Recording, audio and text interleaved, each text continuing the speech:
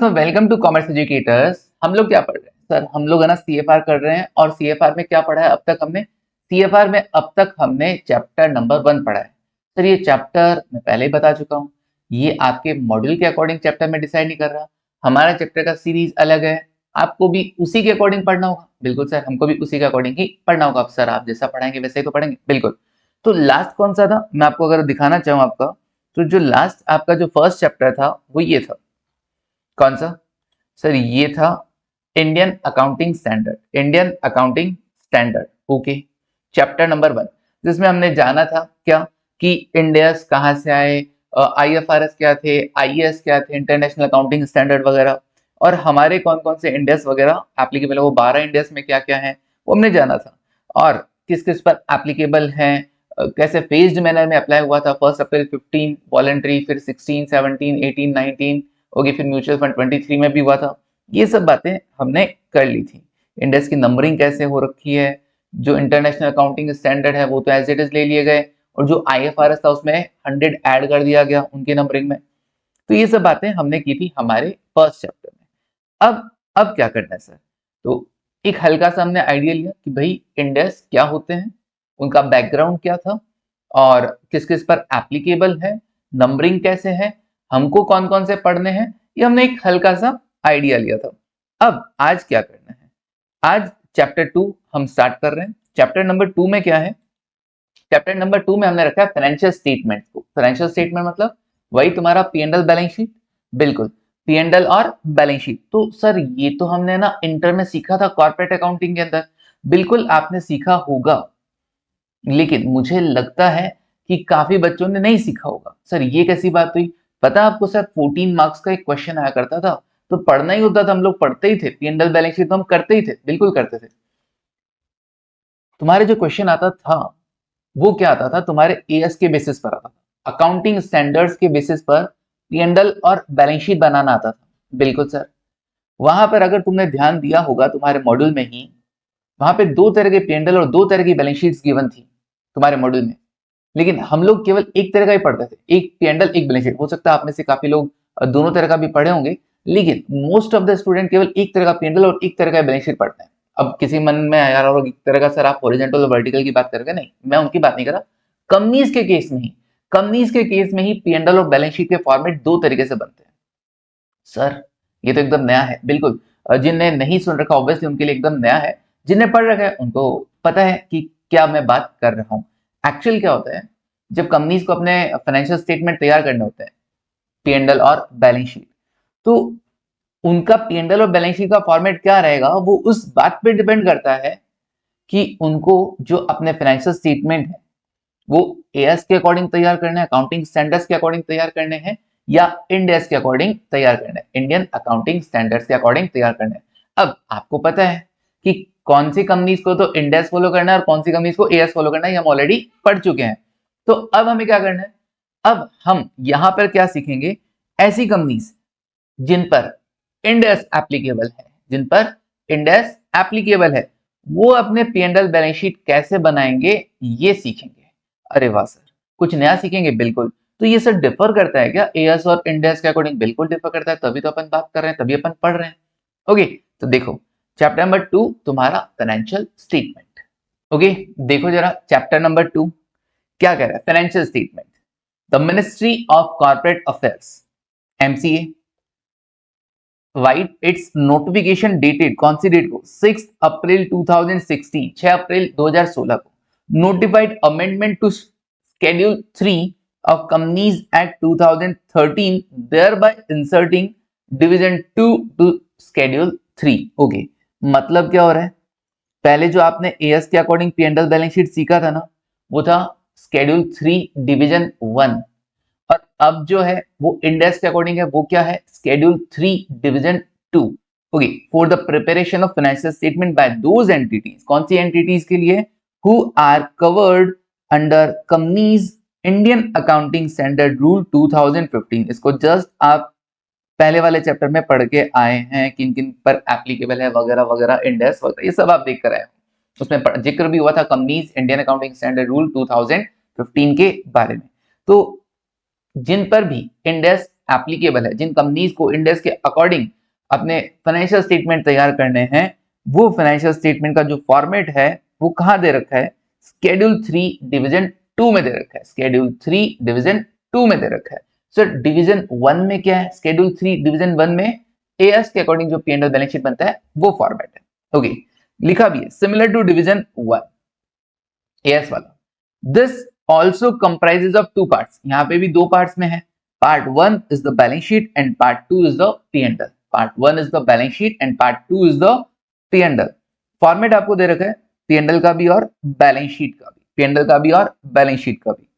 ये देखो, ये पहले पी एंड एल का फॉर्मेट पार्ट 1 और फिर पार्ट 2 में क्या, बैलेंस शीट का फॉर्मेट। सर ये तो काफी बड़ा है, ये पूरी हम पढ़ेंगे क्या? बिल्कुल, ये पूरी हम पढ़ेंगे। सर फाइनल में भी P and L balance sheet बनाने के क्वेश्चन आते हैं क्या? पी एंड एल बनाने के तो नहीं आते हैं, बैलेंस शीट बनाने के आते हैं, लेकिन वो जो सर तुम क्वेश्चन इंटर में करके आते हो कि भाई आपको ट्रायल बैलेंस दे रखा है, एडिशनल इन्फॉर्मेशन दे रखी है और अब P and L balance sheet बनवाया जाएगा, तो ऐसा क्वेश्चन नहीं आता है। ऐसा क्वेश्चन नहीं आता है। बस हमको नॉलेज रखना है कि पी एंड एल कैसा बनता है, बैलेंस शीट कैसा बनता है, हमको आइडिया रहना चाहिए। बैलेंस शीट बनाने के क्वेश्चंस आएंगे, कहाँ आएंगे? बिजनेस कॉम्बिनेशन हुआ, कंसोलिडेशन हुआ, उन चैप्टर्स में बैलेंस शीट बनवाई जाएगी। बाकी तो तुमको पता है बैलेंस शीट भी नहीं बनवाई जाएगी तुमको। ये अकाउंटिंग नहीं ना, ये रिपोर्टिंग है, सीएफआर है ना। अकाउंटिंग से ज्यादा किस पे फोकस है? यहाँ पे रिपोर्टिंग पे फोकस है, तो ध्यान रखो। तो सर हम पढ़ क्यों रहे हैं? क्योंकि आना तो चाहिए ना। जब तुम कंपनीज में जाओगे, इंडेक्स फॉलो करेंगी वो कंपनीज, लिस्टेड कंपनीज में जाओगे, वहां पर तुमको P and L balance sheet देखने को मिलेगा, तो तुम कहोगे आइला ये क्या आ गया, ऐसा तो हमने कभी देखा ही नहीं था। तो ऐसा नहीं होना चाहिए, है ना। और बिजनेस कॉम्बिनेशन और कंसोलिडेशन के लिए बैलेंस शीट रिक्वायर्ड है, और पी एंड एल का भी नॉलेज हर इंडेक्स में रिक्वायर्ड है। पी एंड एल का नॉलेज होना बहुत जरूरी है। उसमें एक नया आइटम डाल दिया इन्होंने, उस आइटम के बारे में नहीं जाना ना, पूरी जिंदगी उसी में घूमते रहते हैं, है ना। तो पढ़ना जरूरी होता है। इसलिए सबसे पहले अपन क्या कर रहे हैं, ये बेस में आपका फाइनेंशियल स्टेटमेंट ही पढ़ाया जा रहा है, पी एंड एल और बैलेंस शीट का फॉर्मेट। उसके बाद कुछ स्टेटमेंट्स दे रखे हैं, बैलेंस शीट को एक्सप्लेन करते थे ना, नोट्स टू अकाउंट। तो कुछ स्टेटमेंट बना रखे हैं, नोट्स टू अकाउंट हमने बनाया नहीं, और डिवीजन 2 और डिवीजन 1 के बारे में कंपैरिजन भी किया हुआ है यहाँ पर। तो वन बाय वन देखेंगे क्या चीज कैसे कैसे होती है, कि डिवीजन 1 में क्या था और डिवीजन 2 में क्या है। वो मैं बैलेंस शीट और पी पढ़ाऊंगा ना, तब भी साथ साथ बता दूंगा। फिर उसको तो लास्ट में सिर्फ रीड आउट करना रहेगा। तो सर अभी हम पहले क्या करें, पी एंड एल या बैलेंस शीट? हम क्या करेंगे, पहले बैलेंस शीट पढ़ेंगे, पहले बैलेंस शीट देखेंगे। देखो, format of balance sheet, balance sheet का फॉर्मेट याद है तुमको? जब तुम बैलेंस शीट बनाते थे तो पहले क्या आता था? सर पहले ना इक्विटी एंड लायबिलिटीज आता था, फिर एसेट्स आते थे, बिल्कुल। अब क्या हो गया, अब पहले एसेट्स आएंगे, पहले एसेट्स आएंगे, उसके बाद आएगा equity and liabilities. Okay, second number पे, हाँ सेकंड नंबर पे पहले एसेट्स फर्स्ट नंबर पे, और सेकंड नंबर पे रहेगा क्या, equity and liabilities. Okay sir, ठीक है, बदल गया मामला। हाँ, सबसे बड़ी खास बात, बैलेंस शीट जो डिवीजन 1 में बनाते थे, जो एएस के अकॉर्डिंग बनता था, उसमें इक्विटी एंड लायबिलिटीज पहले आता था, और यहाँ पर एसेट्स पहले आता है। ये पहला डिफरेंस हो गया। अच्छा सर, पहले एसेट बना देंगे। ओके, ये करंट ईयर के डेटा, करंट रिपोर्टिंग पीरियड, और ये है प्रीवियस रिपोर्टिंग पीरियड के डेटा। कंपैरेटिव आपको देना पड़ता है, बिल्कुल। करंट ईयर के साथ साथ आपको प्रीवियस ईयर के डेटा भी प्रेजेंट करने होते हैं। ये तो सर उसमें भी था, बिल्कुल, ये उसमें भी था जब हम एएस के अकॉर्डिंग प्रिपेयर करते थे। ओके, नाउ एसेट्स में दो हेडिंग है, एसेट्स में दो हेडिंग है, कौन कौन सी? एक तो नॉन करंट एसेट्स और दूसरी है सेकंड नंबर करंट एसेट्स। एक नॉन करंट एसेट और सेकंड नंबर पे क्या है, करंट एसेट्स। ओके सर, अब इनको डिटेल में पढ़ते हैं, नॉन करंट एसेट और करंट एसेट्स में। सर पहले तो, अब पहले जो हुआ करता था ना, भूल जाओ, पहले वाला आपसे कोई नहीं पूछेगा अभी फिलहाल के लिए, तो एक बार के लिए तुम भूल जाओ उसमें क्या हुआ करता था, right. Okay, non current asset में सर सबसे पहले आइटम ए क्या लिख रखा है, प्रॉपर्टी प्लांट इक्विपमेंट। और किसी किसी बच्चे को फिर से आता है, सर वहां पे फिक्स्ड एसेट हुआ करता था, टेंजिबल इंटेंजिबल। अभी रुक जाओ ना जरा, कैपिटल डब्ल्यूआईपी हुआ करता था। दिमाग के घोड़े ऐसे दौड़ने लग जाते हैं, बस जब पढ़ाया गया था तब याद नहीं रहता, अब याद आएगा तुमको। ओके, यहां पे जो पहला नाम आने वाला है वो है property plant and equipment, PPE. वैसे तो इसको समझाना किधर चाहिए, जब मैं इंडेक्स 16 पढ़ाऊंगा तब मुझे इसको समझाना चाहिए। लेकिन मैं क्या करूंगा, वहां तो डेप्थ में पढ़ेंगे ही पढ़ेंगे, यहाँ हल्का हल्का थोड़ा डेफिनेशन लेता रहूंगा कि भाई इसमें क्या क्या चीजें कवर होती है। तो प्रॉपर्टी प्लांट इक्विपमेंट एक बार मैं सिर्फ रीड करवा रहा हूँ, फिर कुछ टर्म्स को मैं समझाऊंगा। सेकंड नंबर पे आता है कैपिटल डब्ल्यूआईपी, कि भैया ऐसा टेंजिबल एसेट, ऐसा पीपीई जो अभी क्या है, बन रहा है, तैयार हो रहा है, हुआ नहीं अभी तक। ओके, तो डब्ल्यूआईपी है वो अभी। ओके, इन्वेस्टमेंट प्रॉपर्टी बात करेंगे, इसके रिगार्डिंग हमारे पास इंडेक्स नहीं है, हमारे सिलेबस में नहीं है। गुडविल, ओके, फिर उसके बाद अदर इंटेंजिबल एसेट, मतलब गुडविल के अलावा जितनी भी इंटेंजिबल एसेट है उसको अलग रखा गया और गुडविल को अलग रखा गया। इंटेंजिबल एसेट्स अंडर डेवलपमेंट, ऐसी इंटेंजिबल एसेट्स जो अभी तैयार हुई नहीं है, जो अभी डेवलपमेंट फेज में, दो फेज चला करते थे, याद है, रिसर्च फेज और डेवलपमेंट फेज। नहीं याद है सर, हमको नहीं पता, कोई बात नहीं, हम पढ़ेंगे ना, हम पढ़ेंगे इंडेक्स 38, इंडेक्स 38, उस इंडेक्स 38 में ये सब कवर होगा, गुडविल भी कवर होगा, अदर इंटेंजिबल एसेट्स की भी बातें होंगी, इंटेंजिबल एसेट्स अंडर डेवलपमेंट की भी बातें होंगी, सब बातें होंगी। कब? इंडेक्स 38 में। डेवलपमेंट मतलब अभी जैसे मान लो कोई इन्वेंशन करना है, तो अभी वो इन्वेंशन चल रहा है, उस पर काम चल रहा है, अभी वो चीज तैयार हुई नहीं, वो उसे बोला था intangible assets under development. Okay, फिर उसके बाद बायोलॉजिकल एसेट्स, सर ये नया आ गया, हाँ ये नया आ गया, देखा जाए तो biological assets other than bearer plant, other than bearer plant, ये क्या होता है sir? Bearer plant, biological assets सब समझाऊंगा, टेंशन नहीं, अभी सिर्फ एक बार के लिए हम नाम रीड कर रहे हैं। सर देखो ये नया नाम आया हमारे लिए, ये पहले नहीं था, इन्वेस्टमेंट प्रॉपर्टी। सर ये नया नाम आया हमारे लिए, biological assets other than bearer plant, ये भी पहले नहीं हुआ करता था बैलेंस शीट में। ओके, और फाइनेंशियल एसेट, सर ये क्या होता है? ये भी नाम पहले तो नहीं था, फाइनेंशियल एसेट्स, बिल्कुल ये नाम भी पहले नहीं हुआ करता था, मतलब नाम ही बदल दिए तुमने तो, बिल्कुल। फाइनेंशियल एसेट्स, फाइनेंशियल एसेट में लिख रखा है investment, trade receivables, loan. Sir non current asset में ट्रेड रिसीवेबल, नालायको वो तो पहले भी आया करता था, ऐसे डेटर जिनसे 12 महीने बाद पैसा आने वाला है, वो आपके क्या होते थे? नॉन करंट एसेट का ही पार्ट हुआ करते थे। बस इनको क्या कर दिया गया अभी, ये इन्वेस्टमेंट, ट्रेड रिसीवेबल, लोन, इनको एक कैटेगरी के अंदर डाल दिया गया, फाइनेंशियल एसेट। ऐसा क्यों किया गया? समझेंगे, डेफिनेशन पढ़ेंगे फाइनेंशियल एसेट की, तब समझ में आएगा कि क्या क्या, मतलब सर हमारी अकाउंटिंग बदल गई क्या? हाँ कह सकते हैं, कह सकते हैं कि तुम्हारी अकाउंटिंग कुछ बदल गई है, कुछ बदल गई, बेसिक नहीं, डेबिट क्रेडिट वही रहने वाला है, लेकिन जो रिपोर्टिंग का काम है वो बदल गया है। ओके, किसके लिए? केवल वो कंपनी जो इंडेक्स फॉलो कर रही है। तो इन्वेस्टमेंट, ट्रेड रिसीवेबल, लोन वगैरह, मतलब किसी को लोन दिया हो आपने, कहीं पैसा इन्वेस्ट किया हो, ये आपकी फाइनेंशियल एसेट्स हो गई हैं। फाइनेंशियल एसेट क्या होती है, क्या डेफिनेशन है, पढ़ा जाएगा, ये नया आ गया sir. Deferred tax asset, sir ये तो पहले भी था, और इसके रिगार्डिंग आपने एएस 22 पढ़ा भी था। क्या पढ़ा था सर? एएस 22, हाँ एएस 22 हमने पढ़ा था, अकाउंटिंग स्टैंडर्ड 22, डीटीए डीटीएल सब पढ़ा था। अभी अभी पढ़ेंगे क्या वापस? बिल्कुल पढ़ोगे। इंडेक्स 12, इंडेक्स 12 में फिर से पढ़ेंगे हम ये सब, डीटीए डीटीएल, बिल्कुल ये इंडेक्स 12 में फिर से पढ़ोगे डिटेल में। सर फाइनेंशियल एसेट, इसके लिए भी कोई इंडेक्स है क्या? हाँ, इंडेक्स 32, 109 एंड 107, ये तीन इंडेक्स हम पढ़ेंगे फाइनेंशियल एसेट्स के लिए, फाइनेंशियल लायबिलिटीज के लिए। तो सब इंडेक्स में, मतलब कोई इंडेक्स में कवर हो जाएगा, कोई चैप्टर के नाम पे कवर हो जाएगा, कवर सब होंगे, है ना, डिटेल में पढ़ा जाएगा। लेकिन एक बार के लिए, एक बार मैं क्या कर रहा हूँ, बैलेंस शीट को रीड करवा रहा हूँ, उसका ओवरव्यू तुमको दे रहा हूँ, ताकि तुम्हारे दिमाग में ये सब चीजें रहे कि हम जो चीजें पढ़ रहे हैं आखिर उनका प्लेसमेंट किधर होगा, वो किधर जाएंगी। Okay, now other non current assets, sir ये तो पहले भी हुआ करता था। ओके, तो मतलब नॉन करंट एसेट्स में सबसे पहले क्या आया? PP, property plant equipment. Second number पे क्या आया सर? Capital WIP. फिर थर्ड नंबर पे क्या आया? Investment property. फिर फोर्थ नंबर पे क्या सर? गुडविल। फिर फिफ्थ अदर इंटेंजिबल एसेट, और फिर intangible assets under development. Okay, done. उसके बाद next, biological assets, biological assets other than bearer plant. Okay, biological assets other than bearer plant, ये नया आ गया सर, बिल्कुल। फिर फाइनेंशियल एसेट, ये भी नया आ गया सर, याद करना पड़ेगा, biological assets other than bearer plant हो गया, फाइनेंशियल एसेट्स हो गया, फिर डेफर्ड टैक्स एसेट और other non current assets. Okay, done.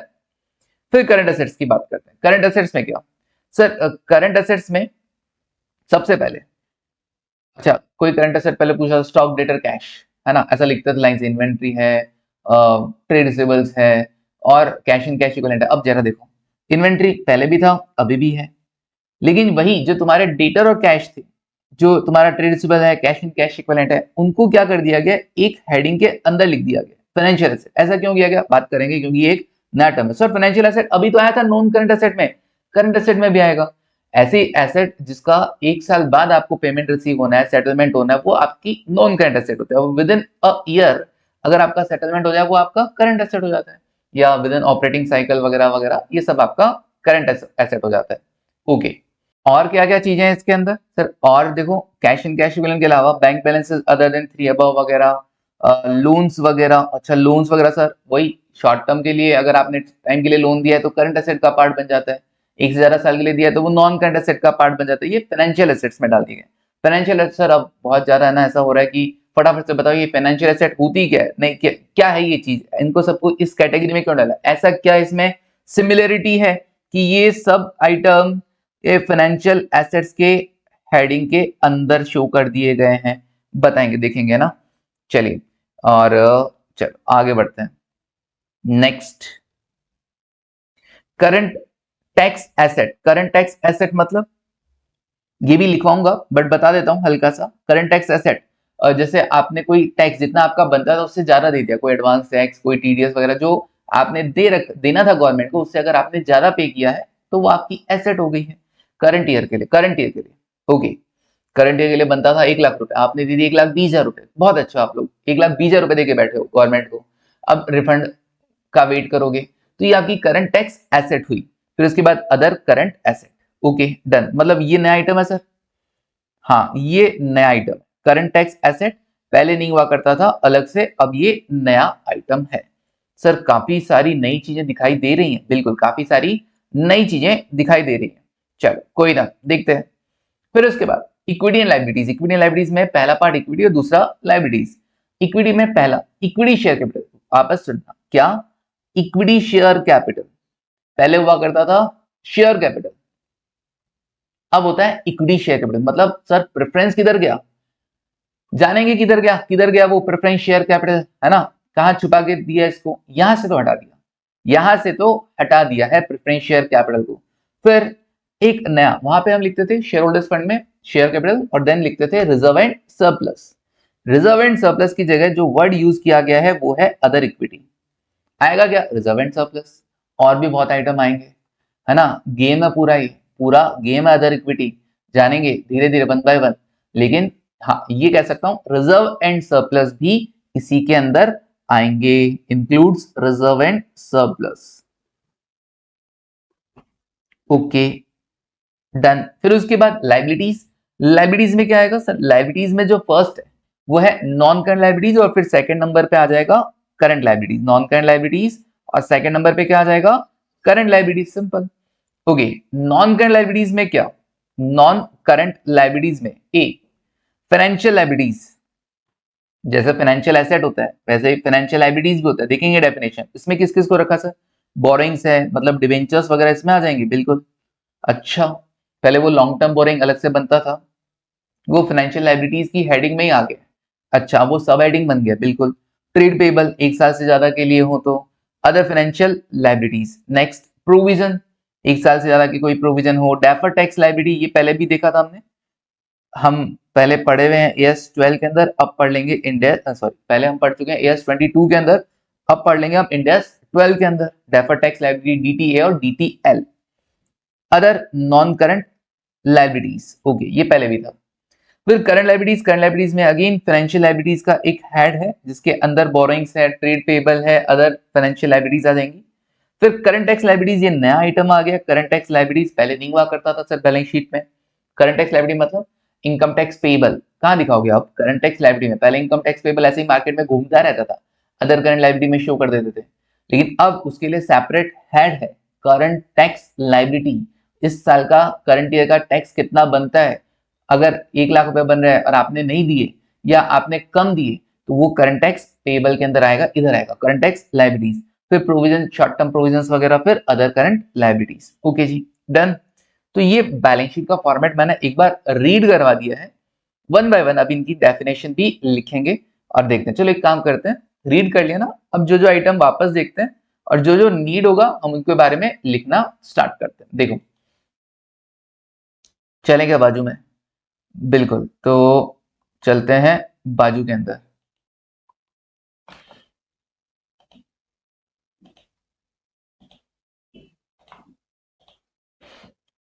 क्या क्या सर, चैप्टर नंबर कौन सा पढ़ रहे हैं? Chapter number 2, financial statement.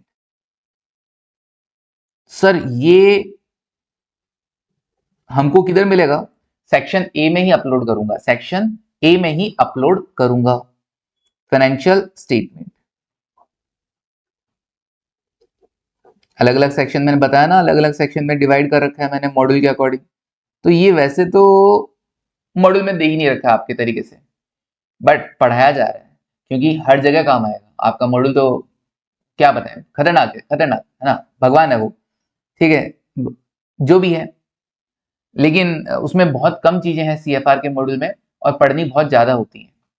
तो उसको तो बेस कभी बनाना ही मत, मॉड्यूल को तो जो पढ़ाऊं जैसा पढ़ाऊं बस भगवान की अमृत वाणी सुनकर पढ़ लेना, ठीक है। अब देखो फाइनेंशियल स्टेटमेंट सब काम आएगा क्योंकि जो एग्जाम में आ रहा है, जो में रिक्वायर्ड है उसके अकॉर्डिंग ही पढ़ाया जाता है, राइट। देखो तो chapter number 2 financial statement section A में आपके अपलोड होगा। टॉपिक्स टू बी कवर्ड क्या क्या है?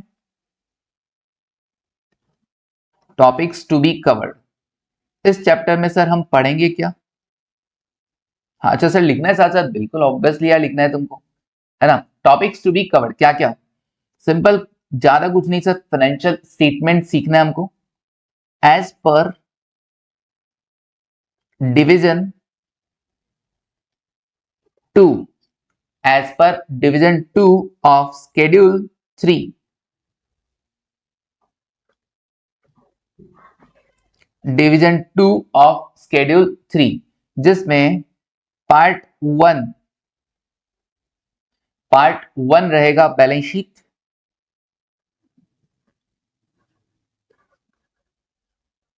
और पार्ट 2 रहेगा statement of profit and loss.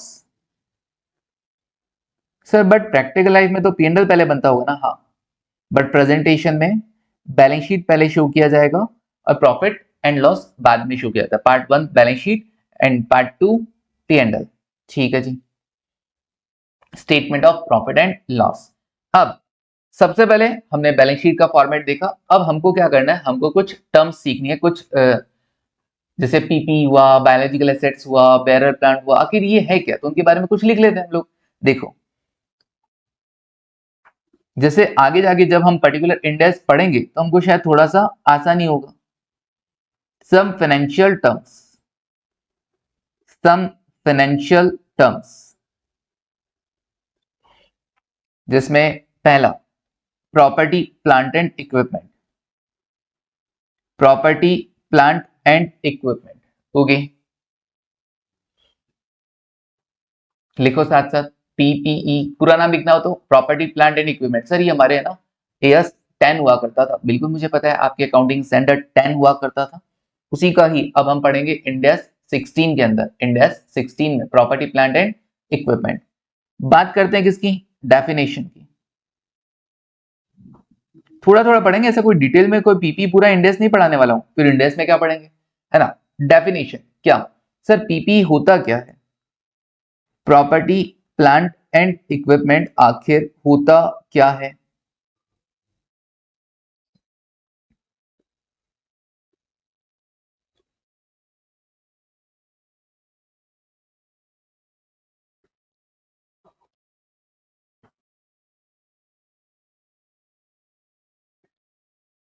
Okay sir, हम भी साथ साथ बना लें, बिल्कुल बना लीजिए।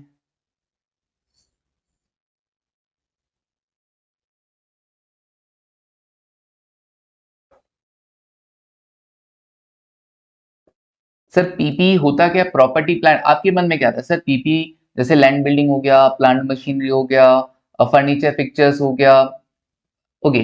तो सर ये क्या होता है, पीपी होता है, बिल्कुल। इसका मतलब ये क्या हो गया सर, ये तो क्या इनको छू सकते हो, देख सकते हो, बिल्कुल।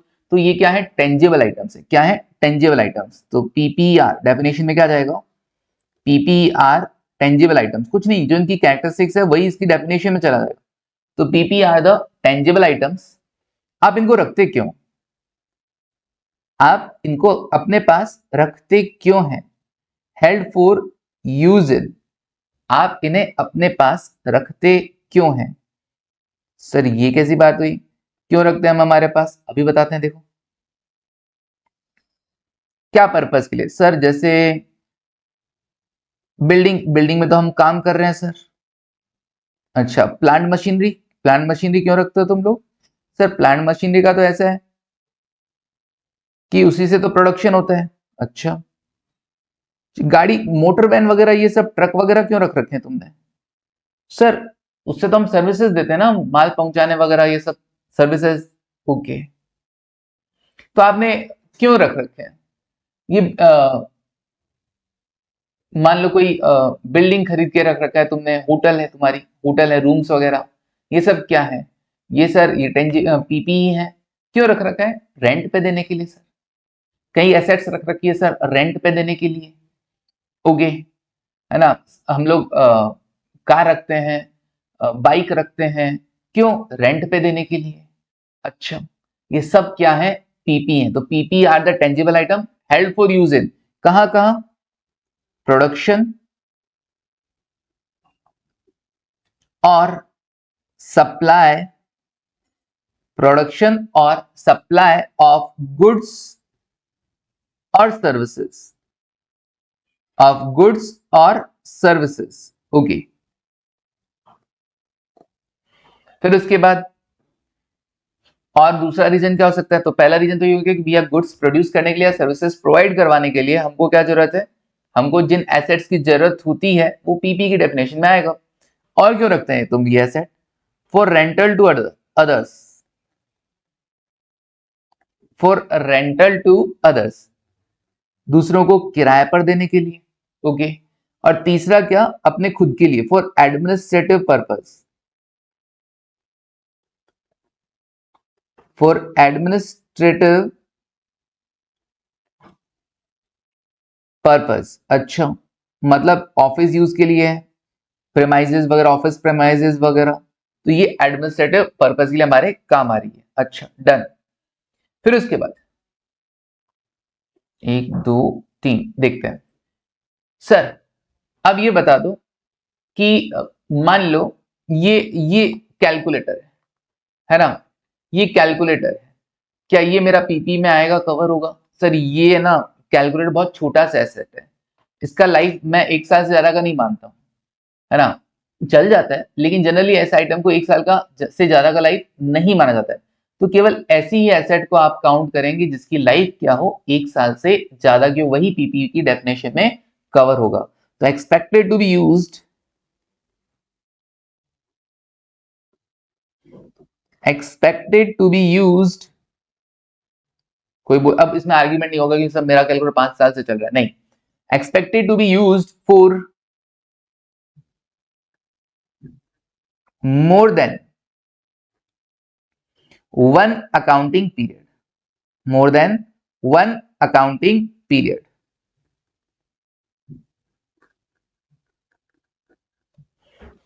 ओके, तो कंप्लीट डेफिनेशन क्या हुआ पीपी का, PP are the tangible items and these are help for use in the production और सप्लाई ऑफ गुड्स और सर्विसेज, और फॉर रेंटल टू अदर्स, और फॉर एडमिनिस्ट्रेटिव पर्पस। किसी भी ऑब्जेक्टिव के लिए आप इसको रख सकते हैं अपने पास। हाँ, ये यूज कितने टाइम के लिए आने वाला है, and these are expected to be used for more than 1 accounting period, 1 साल से ज्यादा के लिए काम आए। दीज आर पीपी, ये होती है पीपी। अच्छा सर कोई एग्जांपल वगैरह लिखवा दो, बिल्कुल लिखो example,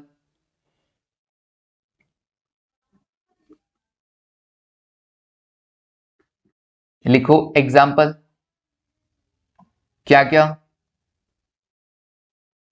land, building, plant and machinery, furniture and fixture,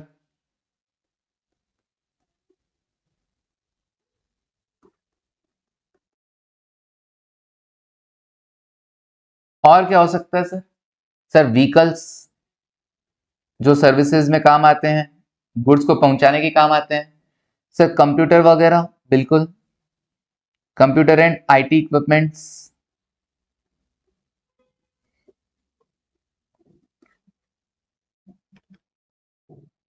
ये सब आपकी क्या है? पीपी है, प्रॉपर्टी प्लांट एंड इक्विपमेंट। तो मुझे क्लियर हो गया कि यहां पर, कहां पर, यहां पर जो नॉन करंट एसेट में सबसे पहले जो प्रॉपर्टी प्लांट इक्विपमेंट दिखा रखा है उसमें क्या क्या चीजें शो होने वाली हैं। ओके, फिर उसके बाद कैपिटल डब्ल्यूआईपी। कैपिटल डब्ल्यूआईपी के हम, अच्छा एक चीज और लिखना, पीपी के अंदर एक स्पेशल चीज जो यहाँ पे कवर होगी। यहाँ पे एक वर्ड आया था बेरर प्लांट, उसको हम यहाँ पे कवर करते हैं। देखो यहाँ पे लिखा हुआ है biological asset other than bearer plant, तो मैं बेरर प्लांट की डेफिनेशन यहाँ पे पीपी के साथ में लिखवा रहा हूँ। क्यों लिखवा रहा हूँ? रीजन है उसका। वहां पे लिखा biological asset other than bearer plant, क्यों लिखा उसने? उसका कारण है क्योंकि बेरर प्लांट क्या होता है? बेरर प्लांट पीपीई में शामिल होता है। PP includes bearer plant, PP includes bearer plants. Okay sir, ये क्या होते हैं? अब बताते हैं अभी। PP includes bearer plants. Okay, लिखो बेरर प्लांट्स क्या होते हैं। Sir bearer plants are not biological assets. bearer plants are not biological assets.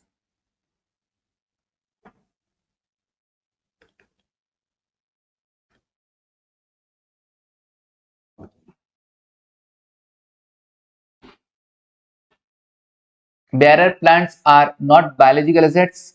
Full stop. They are, अब सर बायोलॉजिकल एसेट्स क्या होता है बताऊंगा, धीरे धीरे समझ में आएगा। They are accounted as PPE. तो अकाउंटिंग पर्पज से, अकाउंटिंग पर्पज से, वापस बोल रहा हूं, अकाउंटिंग पर्पज से जो बेरर प्लांट हैं वो किसका हिस्सा होते हैं? सर वो अकाउंटिंग पॉइंट ऑफ व्यू से बेरर प्लांट्स पीपीई का हिस्सा होता है, प्रॉपर्टी प्लांट इक्विपमेंट होता है। Sir example, sir biological assets क्या होता है? पहले तो देखो बायोलॉजिकल एसेट्स क्या होता है, मैं हल्का सा बता देता हूँ। लिविंग एनिमल्स, तुम्हारे पास गाय हैं, वाओ कितना अच्छा लग रहा है ना, गाय हैं। सर हाँ उस, ठीक है, एक बच्चा बोल रहा है सर मेरे पास भैंसे हैं, ठीक है। कोई कह रहा है घोड़े हैं, किसी के पास गधे भी हैं, है ना, मतलब कुछ भी रख सकते हैं। और किसी के पास मुर्गियां हैं, है ना। तो ये सब क्या है? ये living animals, these are biological assets. Plants वगैरह हो गए, तो ये सब क्या है? बायोलॉजिकल एसेट्स है। लेकिन कहा प्लांट्स अच्छी बात है, बायोलॉजिकल एसेट्स, लेकिन अकाउंटिंग पॉइंट ऑफ व्यू से प्लांट की भी दो कैटेगरी बना दी गई। एक नॉर्मल प्लांट्स नॉन बेरर, और एक बोला बेरर प्लांट्स। बेरर प्लांट्स में क्या है? और कहा बेरर प्लांट्स बायोलॉजिकल एसेट्स नहीं है। कहा बेरर प्लांट्स क्या है? पीपीई की डेफिनेशन में कवर होंगे। क्या है और क्यों है ऐसा सुनो। एग्जाम्पल क्या है?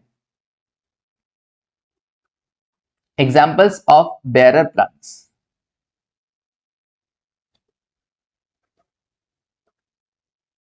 एग्जाम्पल्स ऑफ बेरर प्लांट्स क्या क्या है? जैसे आम का पेड़, मैंगो ट्रीज का ये बेरर प्लांट है। क्यों भाई? का ये एक साल से ज्यादा के लिए काम आ रहा है, ये एक तरीके से मशीन की तरह काम आ रहा है, एसेट की तरह काम आ रहा है, जो गुड्स प्रोड्यूस कर रहे हैं, जो मैंगो प्रोड्यूस कर रहे हैं। ओके, लाइफ इनकी एक साल से ज्यादा होती है। तो मैंगो ट्रीज को कहा these are bearer plants, and bearer plants accounting point of view से पीपीई में ही शामिल किया जाएगा। ऐसे ही apple trees are bearer plants, है ना। और कोकोनट ट्री,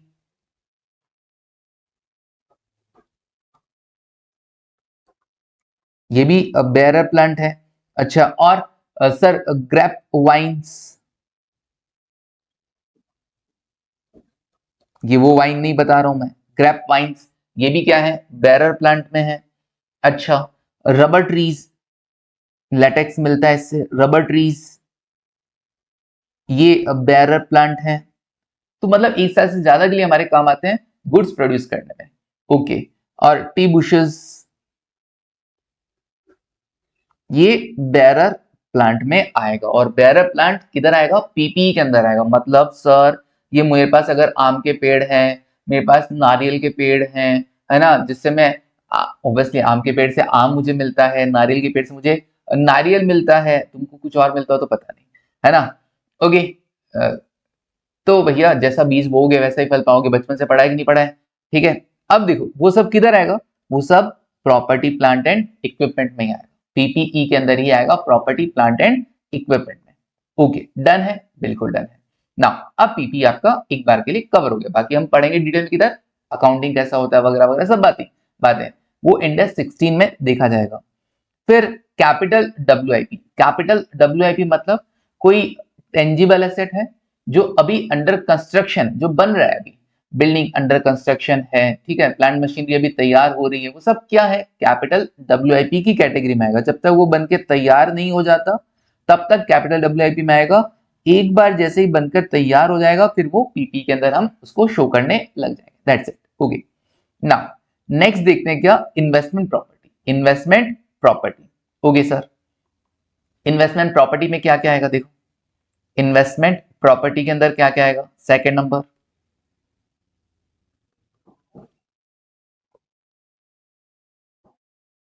इन्वेस्टमेंट प्रॉपर्टी में क्या क्या आएगा? देखो,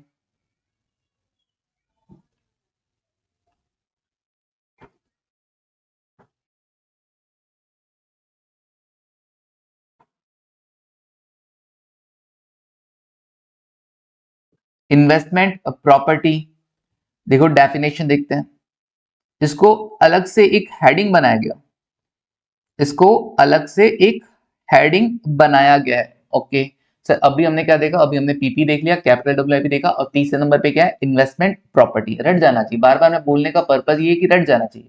ओके, तो सर ये क्या होता है? इसमें केवल दो ही एसेट आएंगे, लैंड और building, land and building. Okay, land and building भी किस पर्पज के लिए सर? अभी तो आपने लैंड एंड बिल्डिंग को पीपी के लिए लिखा था, बिल्कुल। पीपी का जो पर्पज है वो क्या है? वो पर्पज है प्रोडक्शन और सप्लाई ऑफ गुड्स और सर्विसेज।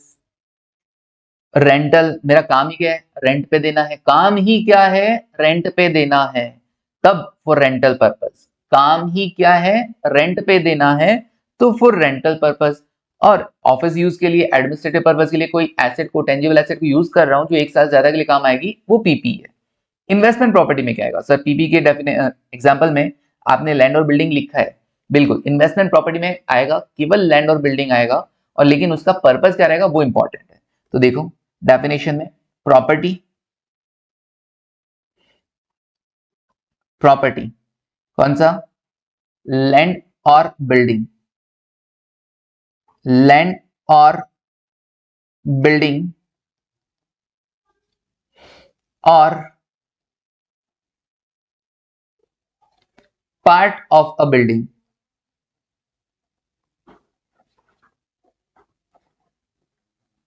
जैसे अपार्टमेंट्स वगैरह बनाते हैं, एक बन के तैयार हो गया, बाकी अभी बनने बाकी हैं, तो part of building, simply land and building.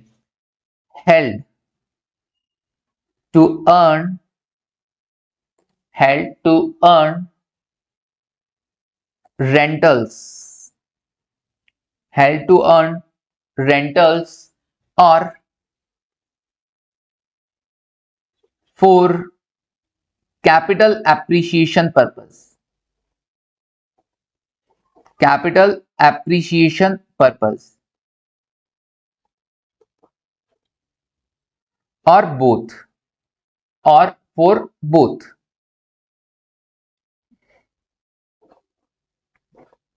मतलब जैसे कॉमर्स एजुकेटर, इसका काम क्या है?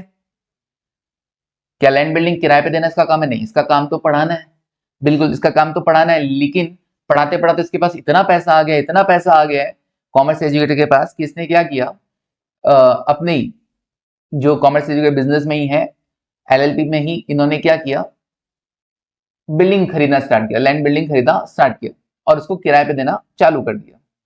लेकिन वो क्या है? सिर्फ पैसा है, उसको इन्वेस्ट किया गया है। उसका पर्पज क्या है? दाम बढ़ेगा बेच देंगे, है ना, तब तक किराए पे पड़ी है, दाम बढ़ेगा बेच देंगे कि तब तक किराए पे पड़ी है, किराए पे पड़ी है। अच्छा, तो इसका मतलब ये अब मेरा पीपी नहीं हुआ, नहीं, अब ये मेरा पीपी नहीं हुआ। कोई कहते कि यार सर आपने रेंटल पर्पज से आपने कहा था यहाँ पे फॉर रेंटल टू द, अरे मेरा काम थोड़ा ना रेंटल पे देना, ठीक है। मेरा ये फिर क्या होगा सर, ये मेरा ना क्या आएगा, लैंड बिल्डिंग अगर मैंने इस तरीके से यूज किया है इन्वेस्टमेंट पर्पज के लिए, हाँ टेम्परेरी में उसको रेंट पे भी लगा रखा हूँ, ठीक है, तो ये मेरा क्या कहलाएगा सर, ये मेरा कहलाएगा इन्वेस्टमेंट प्रॉपर्टी। ओके, मतलब मेरा इंटेंशन क्या है, उसको बेचकर पैसा कमा लूंगा। ओके, इंटेंशन देखा जाएगा। एक होता है इंटेंशन कि मैं अपने बिजनेस रन कर रहा हूँ, मैं अपने घर वालों के लिए उसके लिए कमाई कर रहा हूँ, है ना, मेरा ऑपरेटिंग एक्टिविटी हो, बट यहाँ पे ऑपरेटिंग एक्टिविटी नहीं है। ओके डन, तो ऑपरेटिंग एक्टिविटी हुआ रेंटल देना, तो वो इन पीपी हो गया। और ऑपरेटिंग एक्टिविटी नहीं है मेरा, कैपिटल एप्रिसिएशन मेरा पर्पज है, तो वो मेरा इन्वेस्टमेंट प्रॉपर्टी हो गया। It is not used for production, it is not used for production, administration और ऑनर यूज। ऑनर यूज के लिए तो वैसे भी वो पर्सनल नेचर का एक्सपेंस हो जाता है वगैरह हो जाता है, तो भैया ऑनर के यूज के लिए नहीं होना चाहिए। एडमिनिस्ट्रेटिव पर्पज के लिए भी आप, जैसे मैं बोल रहा हूँ जहां पे जब मेरा स्टूडियो है, अगर उस स्टूडियो को, ऑब्वियसली लैंड बिल्डिंग है, तो जो स्टूडियो है ऐसे हवा में थोड़ा ना चल रहा है स्टूडियो।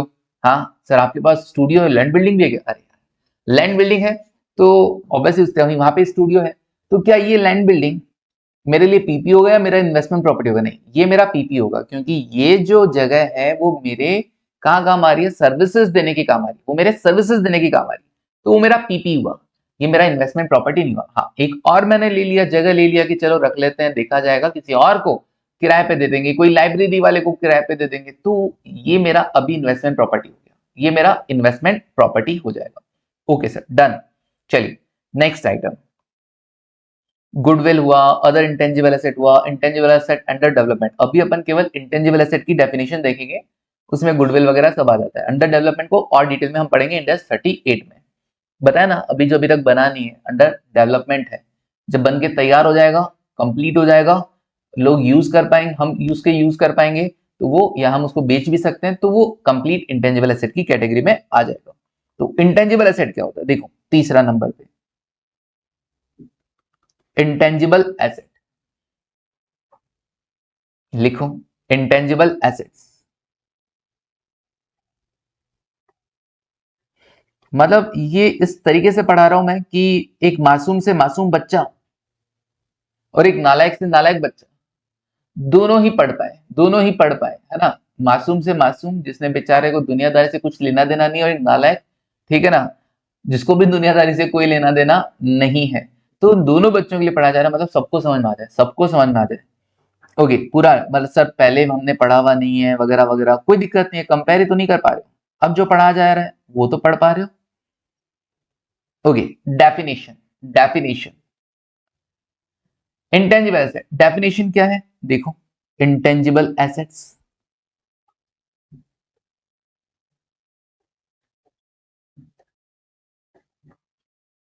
ये जो मैं डेफिनेशन आपको लिखवा रहा हूं ना, ये वापस आपको पढ़ाऊंगा जब मैं पर्टिकुलर इंडेक्स पढ़ाऊंगा, जब पर्टिकुलर इंडेक्स पढ़ाया जाएगा तो ये वापस समझा दिया जाएगा, टेंशन नहीं। वही डेफिनेशन में इधर तुमको लिखवा रहा हूं, है ना, वही डेफिनेशन तुमको मैं इधर लिखवा रहा हूं। Okay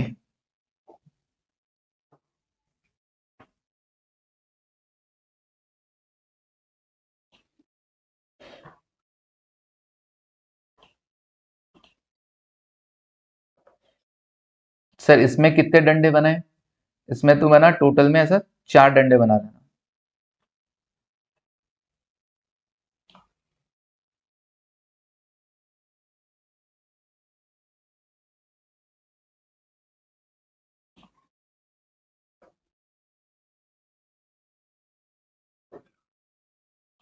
okay so intangible asset क्या होता है सर, जिसको देख नहीं सकते, जिसको छू नहीं सकते, बस फील कर सकते हैं, इंटेंजिबल एसेट है ना, बच्चों वाली लैंग्वेज, अब बच्चों वाली डेफिनेशन। ओके अभी क्या है, intangible assets are identifiable assets, जिनको आप आइडेंटिफाई कर सकते हो,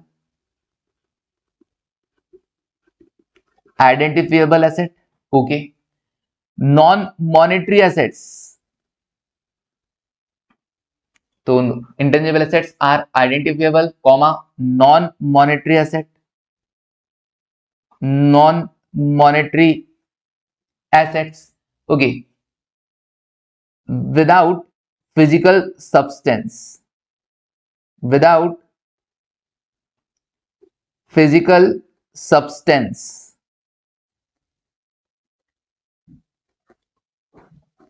विदाउट फिजिकल सब्सटेंस मतलब जिसको आप देख नहीं सकते, फिजिकल उसका कोई एग्जिस्टेंस नहीं है।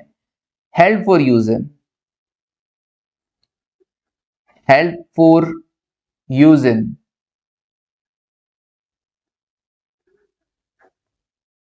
Help for use in, okay, ये हेल्प फॉर यूज इन के लिए एक नीचे लाइन खींच देना।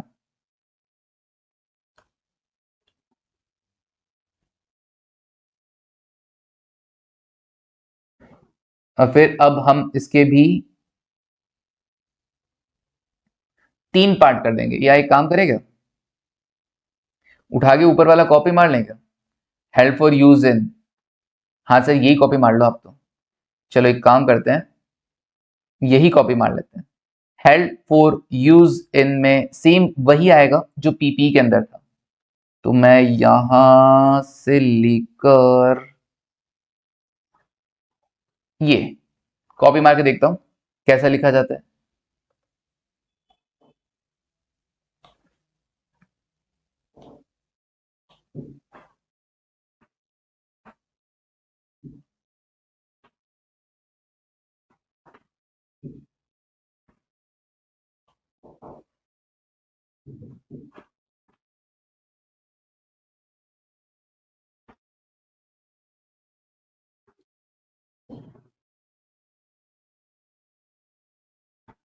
Okay, help for use in production और सप्लाई ऑफ गुड्स और सर्विसेज और फॉर रेंटल टू अदर और for administrative purpose, that's it.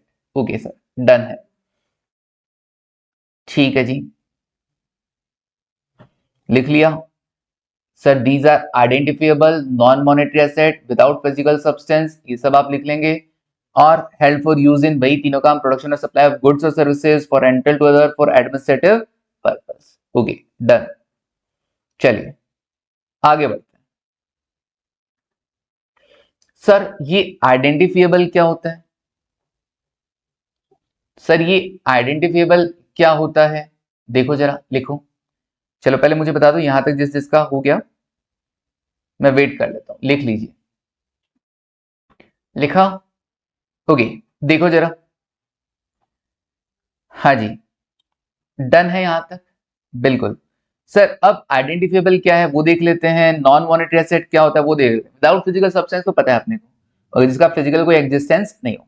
अब बात करते हैं सर आइडेंटिफिएबल क्या होता है, तो लिखो an asset is identifiable,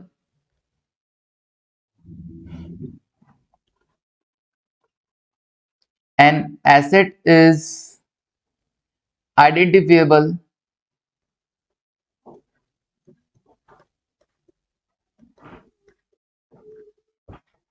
if it is either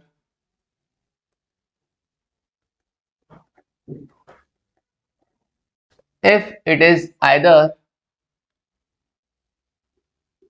first part separable,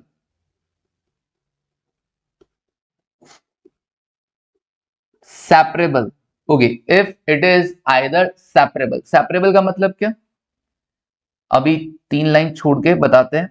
और फिर क्या, 1 2 3, फिर यहां से लिख देंगे बी आइदर सेपरेबल, और दूसरा क्या बोला, और अराइजेस फ्रॉम, और अराइजेस फ्रॉम कॉन्ट्रेक्चुअल, कॉन्ट्रेक्चुअल और अदर लीगल राइट्स, और other legal rights, other legal rights.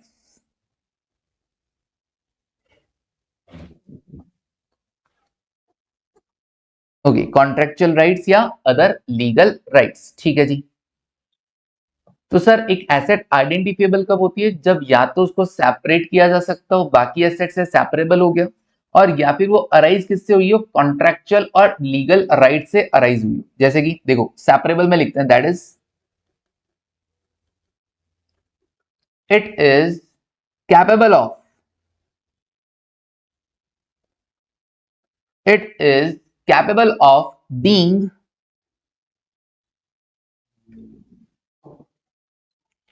separated from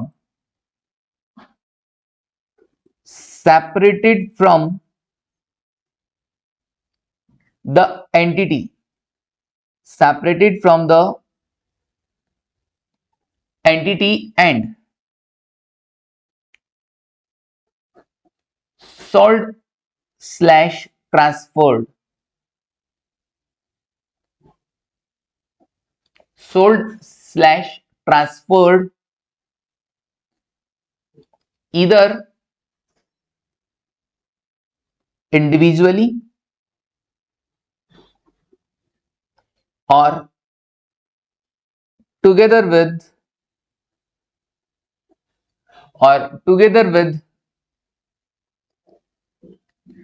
related contract, together with related contract। Okay, तो एक एसेट को आइडेंटिफिएबल कब कहा जाएगा? अगर ये सेपरेबल हो। सेपरेबल मतलब बाकी एसेट से सिंपली इसको अलग किया जा सकता हो। जैसे अब मान लो जैसे गुडविल, क्या गुडविल को बाकी एसेट से अलग किया जा सकता है? क्या गुडविल में अपने आप में इसका कोई एग्जिस्टेंस होता है? नहीं सर। तो ये सेपरेबल है क्या? नहीं सर। तो ये क्या इंटेंजिबल एसेट की कैटेगरी में आया क्या? नहीं सर। सेपरेबल के अकॉर्डिंग तो ये आइडेंटिफिएबल नहीं, और आइडेंटिफिएबल नहीं है तो ये इंटेंजिबल एसेट नहीं है। ओके, लेकिन तो मतलब तुम्हारी खुद की जो बनाई हुई तुम्हारी गुडविल है, वो क्या वो सेपरेट किया जा सकता है? नहीं। लेकिन क्या परचेज गुडविल है तो उसको सेपरेट नहीं, सेपरेट तो नहीं कर सकते। लेकिन वो परचेज गुडविल जो है वो अराइज किससे हुई है? अराइजेस फ्रॉम कॉन्ट्रेक्चुअल और अदर लीगल राइट्स। मतलब तुमने क्या किया? तुमने बिजनेस खरीदा किसी का, बिजनेस कॉम्बिनेशन 10 लाख का बिजनेस 12 लाख पे किया, 2 लाख एक्स्ट्रा दिया, that is your purchase goodwill. ये अराइज कैसे हुआ है? किसी कॉन्ट्रैक्ट से अराइज हुआ है। तो कॉन्ट्रैक्ट से अराइज हुआ है तो क्या ये हमारे लिए इंटेंजिबल एसेट है? क्या हम इसको बैलेंस शीट में एज इंटेंजिबल एसेट शो कर सकते हैं? बिल्कुल कर सकते हैं। ओके, तो गुडविल वैसे भी गुडविल के लिए तो एक अलग से पूरा हेड दे रखा है कि भैया गुडविल को तुम अलग से दिखाओ, बहुत इंपॉर्टेंट फैक्टर है, तो अलग से दिखाओ, बाकी इंटेंजिबल एसेट को अलग से दिखाओ। समझे? तो या तो सेपरेबल होना चाहिए, या फिर कैसा होना चाहिए? अराइजेस फ्रॉम कॉन्ट्रेक्चुअल और अदर लीगल राइट्स। अच्छा, ठीक है सर। सर ये जो लिखवा दीजिए वो इंटरनली आप क्या बोल रहे थे? बिल्कुल, एक तो होती है इंटरनली जनरेटेड गुडविल,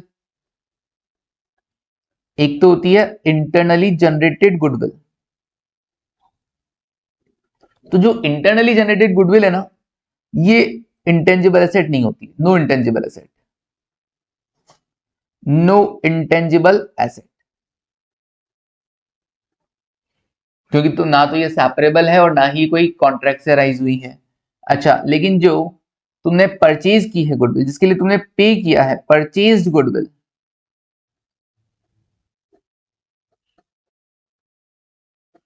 जो तुमने गुडविल परचेज की है, यस, वो intangible asset, yes it is intangible asset, yes it is intangible asset. Okay, simple. क्यों सर? गुडविल इसको तो इसको सेपरेट थोड़ा ना किया जा सकता है। नहीं, can't be separated, can't be separated, अलग तो नहीं कर सकते,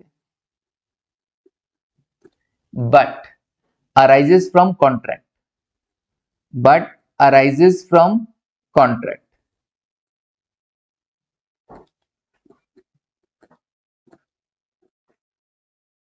arises from contract. Okay sir, done है। ठीक है, तो आइडेंटिफिएबल का मतलब क्या हुआ सर? एसेट आइडेंटिफिएबल तभी होगी जब वो अराइज कैसे हुई हो? या तो वो सेपरेबल हो, या फिर अराइज हो कॉन्ट्रैक्ट के थ्रू या अदर लीगल राइट्स के थ्रू। Okay, done. अब बात आती है नॉन मॉनेटरी एसेट। क्या होता है सर नॉन मॉनेटरी एसेट? जिसको मनी में मेजर नहीं कर सकते। नहीं नहीं, यहाँ पे वो मतलब नहीं है कि जिसको मनी में मेजर नहीं कर सकते। तो सर यहाँ पे क्या है? नॉन मॉनेटरी एसेट मतलब नॉन मॉनेटरी एसेट मतलब कोई ऐसा एसेट जो जिसका रिकवरेबल अमाउंट फिक्स नहीं हो। Asset which recoverable amount is not fixed. Asset which recoverable amount is which recoverable amount is not fixed, जिसका रिकवरेबल अमाउंट फिक्स नहीं हो वो कहलाएगी नॉन मॉनेटरी एसेट। जिससे पैसा आना फिक्स हो वो रिकवरेबल सॉरी वो नॉन मॉनेटरी एसेट होता ही नहीं, वो फाइनेंशियल एसेट की कैटेगरी में आ जाएगा। अभी फाइनेंशियल एसेट की डेफिनेशन और पढ़ेंगे। ओके सर, तो ये इंटेंजिबल एसेट की मैंने आपको डेफिनेशन लिखवा दी। सर टाइम लग रहा है, हमको तो ऐसे ही पता था। नहीं, ये टाइम लग रहा होगा भले ही, लेकिन तुम्हारा इंडिया 16 में जो डेफिनेशन पढ़ोगे, तुम्हारा जो इंडिया 38 में जो डेफिनेशन पढ़ोगे, उसका काम भी तो साथ साथ में हो रहा है। तो अलग अलग इंडेक्स में जो डेफिनेशन तुमको वहां पे पढ़नी है वो यहाँ पे तुम्हारा काम होता है। तो वहां पे पढ़ेंगे सर, वहां पे नहीं स्किप करवा दोगे क्या? नहीं स्किप नहीं कराएंगे, फिर पढ़ेंगे तो इससे क्या होगा, फिर से एक बार और समझ में आ जाएगा। तो अब तक क्या आया सर? अब तक ना एसेट्स में non current asset, non current asset में सर पहला पीपी था, दूसरा कैपिटल डब्ल्यूआईपी था, तीसरा इन्वेस्टमेंट प्रॉपर्टी था, फोर्थ नंबर पे गुडविल, फिफ्थ पे अदर इंटेंजिबल एसेट और सिक्स पे है intangible assets under development. Okay ठीक है सर, डन। आगे बढ़ते हैं, आगे बढ़ते हैं। सर इसके कोई एग्जांपल वगैरह लिखवाना चाहेंगे आप? इंटेंजिबल एसेट एक तो गुडविल होगी का एग्जांपल वही है जो तुमको पता है, एग्जांपल वही जो तुमको पता है। कौन कौन से? गुडविल हुआ, केवल कौन सा? परचेज्ड वाला। पेटेंट हुआ, ट्रेडमार्क हुआ,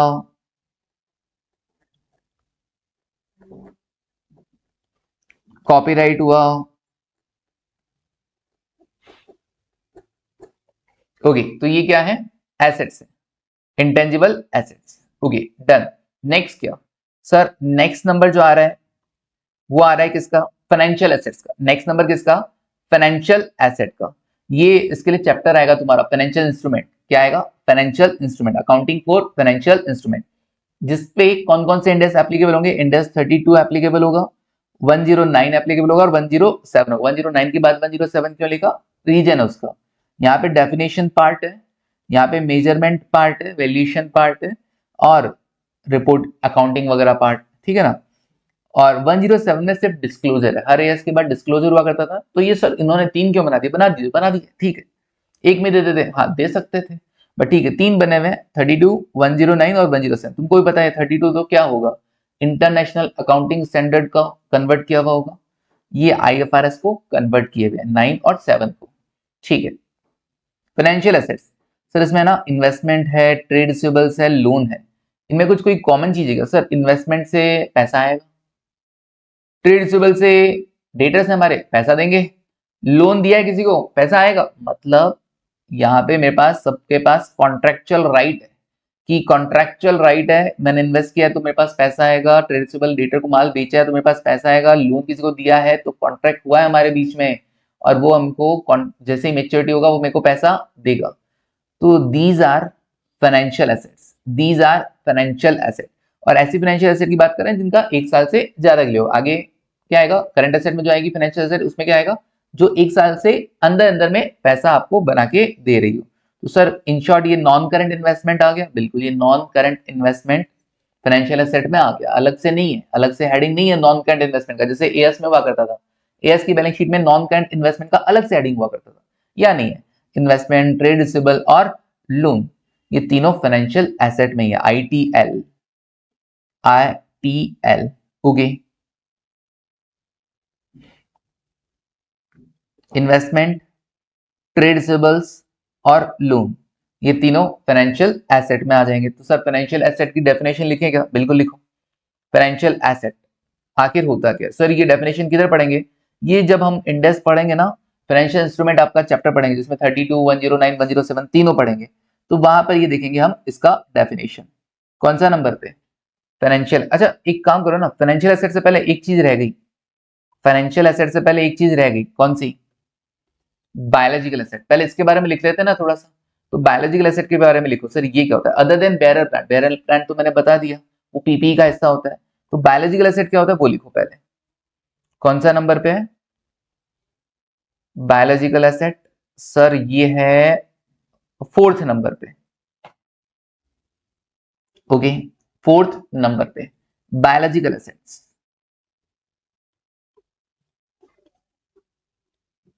बायोलॉजिकल एसेट्स, ओके, डेफिनेशन क्या जाएगा?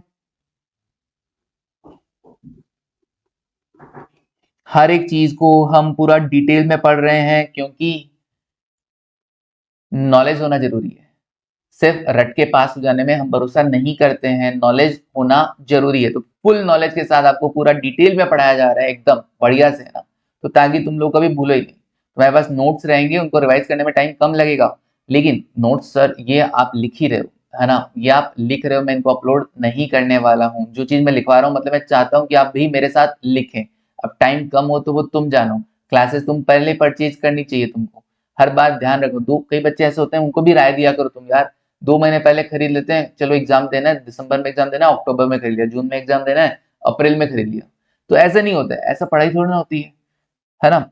अपने दोस्तों यारों को यार एडवाइस किया करो कि 7-8 महीने पहले तुम क्लासेस खरीद लो। बदलता थोड़ा ना है कोई, सीएफआर एसएफएम वगैरह ये सब सब्जेक्ट जो बदलता है, डीटी आईडीटी वो लास्ट में लो, वो भी 2 महीने पहले लेने का तो नहीं होता है। बट पता नहीं बेस्ट कैसे लेते हैं बच्चे, भगवान जाने, ठीक है ना। या तो वो, है ना, चिट्टी है कि वो यूं यूं यूं यूं करके पढ़ लेते हैं, तो एक अलग बात है। एक नॉर्मल कॉमन मैन वो तो ऐसे नहीं पढ़ पाता। चलो देखो, biological biological asset is a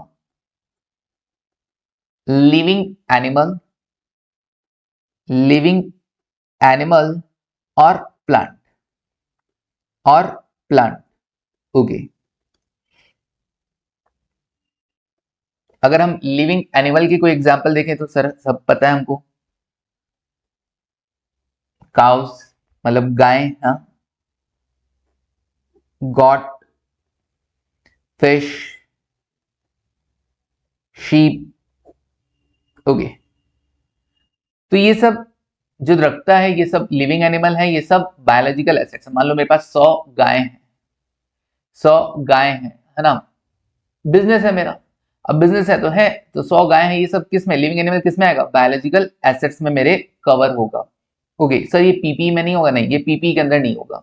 property plant equipment बता देना तुम उसको, ये बायोलॉजिकल एसेट्स है तुम्हारी। नॉन गाय, सर गाय की लाइफ 1 साल ज्यादा होती है, बायोलॉजिकल एसेट्स में आप इसे शामिल करेंगे। प्लांट,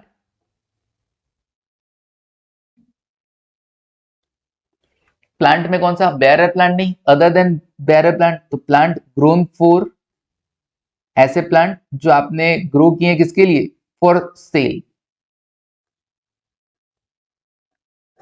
उनको खुद को बेचा जाएगा। जैसे लकड़ियां, लकड़ियों के लिए जो टिम्बर ट्रीज होते हैं, तो वो लकड़ी खुद एक प्रोडक्ट, खुद एक प्रोडक्ट है। उनको बनाया क्यों गया, उन पेड़ को लगाया क्यों गया है, ताकि लकड़ी मिले। तो टिम्बर ट्रीज हो गया, ठीक है, कॉटन प्लांट्स हो गए, कॉटन प्लांट्स हो गए, और शुगर केन हो गया। ये सब बायोलॉजिकल एसेट्स का ही पार्ट होगा, ये सब बायोलॉजिकल एसेट्स का ही पार्ट होगा, ना कि पीपीई का पार्ट। ओके, तो लिविंग एनिमल और plant are the biological assets. Now अब हम क्या लिख रहे थे, हम लिख रहे थे सर फाइनेंशियल एसेट्स के बारे में, हम लिख रहे थे फाइनेंशियल एसेट्स के बारे में। तो 5th नंबर फाइनेंशियल एसेट्स,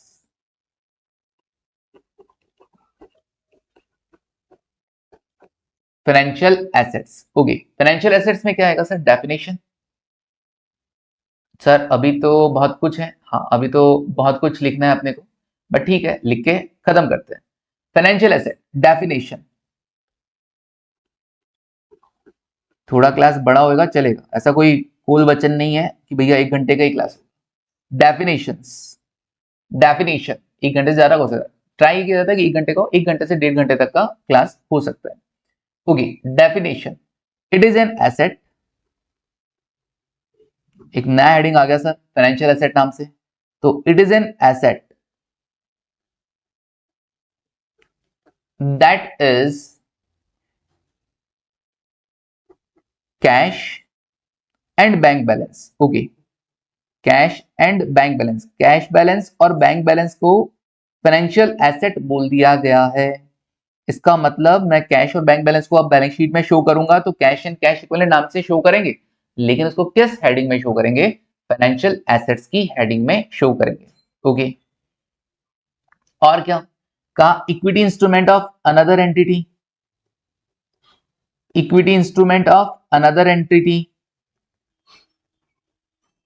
अब वो इक्विटी इंस्ट्रूमेंट क्या होता है उसकी डेफिनेशन हम जानेंगे, लेकिन सर इक्विटी इंस्ट्रूमेंट तो इक्विटी शेयर कैपिटल ही होता है ना? नहीं, और भी चीजें हो सकती है बट बताऊंगा। तो equity instrument of another entity, okay, जिसमें मेनली अभी अपने को ये रखना है क्या? Investment in equity share, investment in equity shares. तो अगर किसी कंपनी के इक्विटी शेयर्स में आपने पैसा लगाया है तो वो आपके लिए क्या होगा? वो आपकी फाइनेंशियल एसेट होगा, वो आपकी फाइनेंशियल एसेट हेडिंग में। वो इन्वेस्टमेंट था ना, investment, trade receivable, cash and cash equivalent, ये सब क्या है?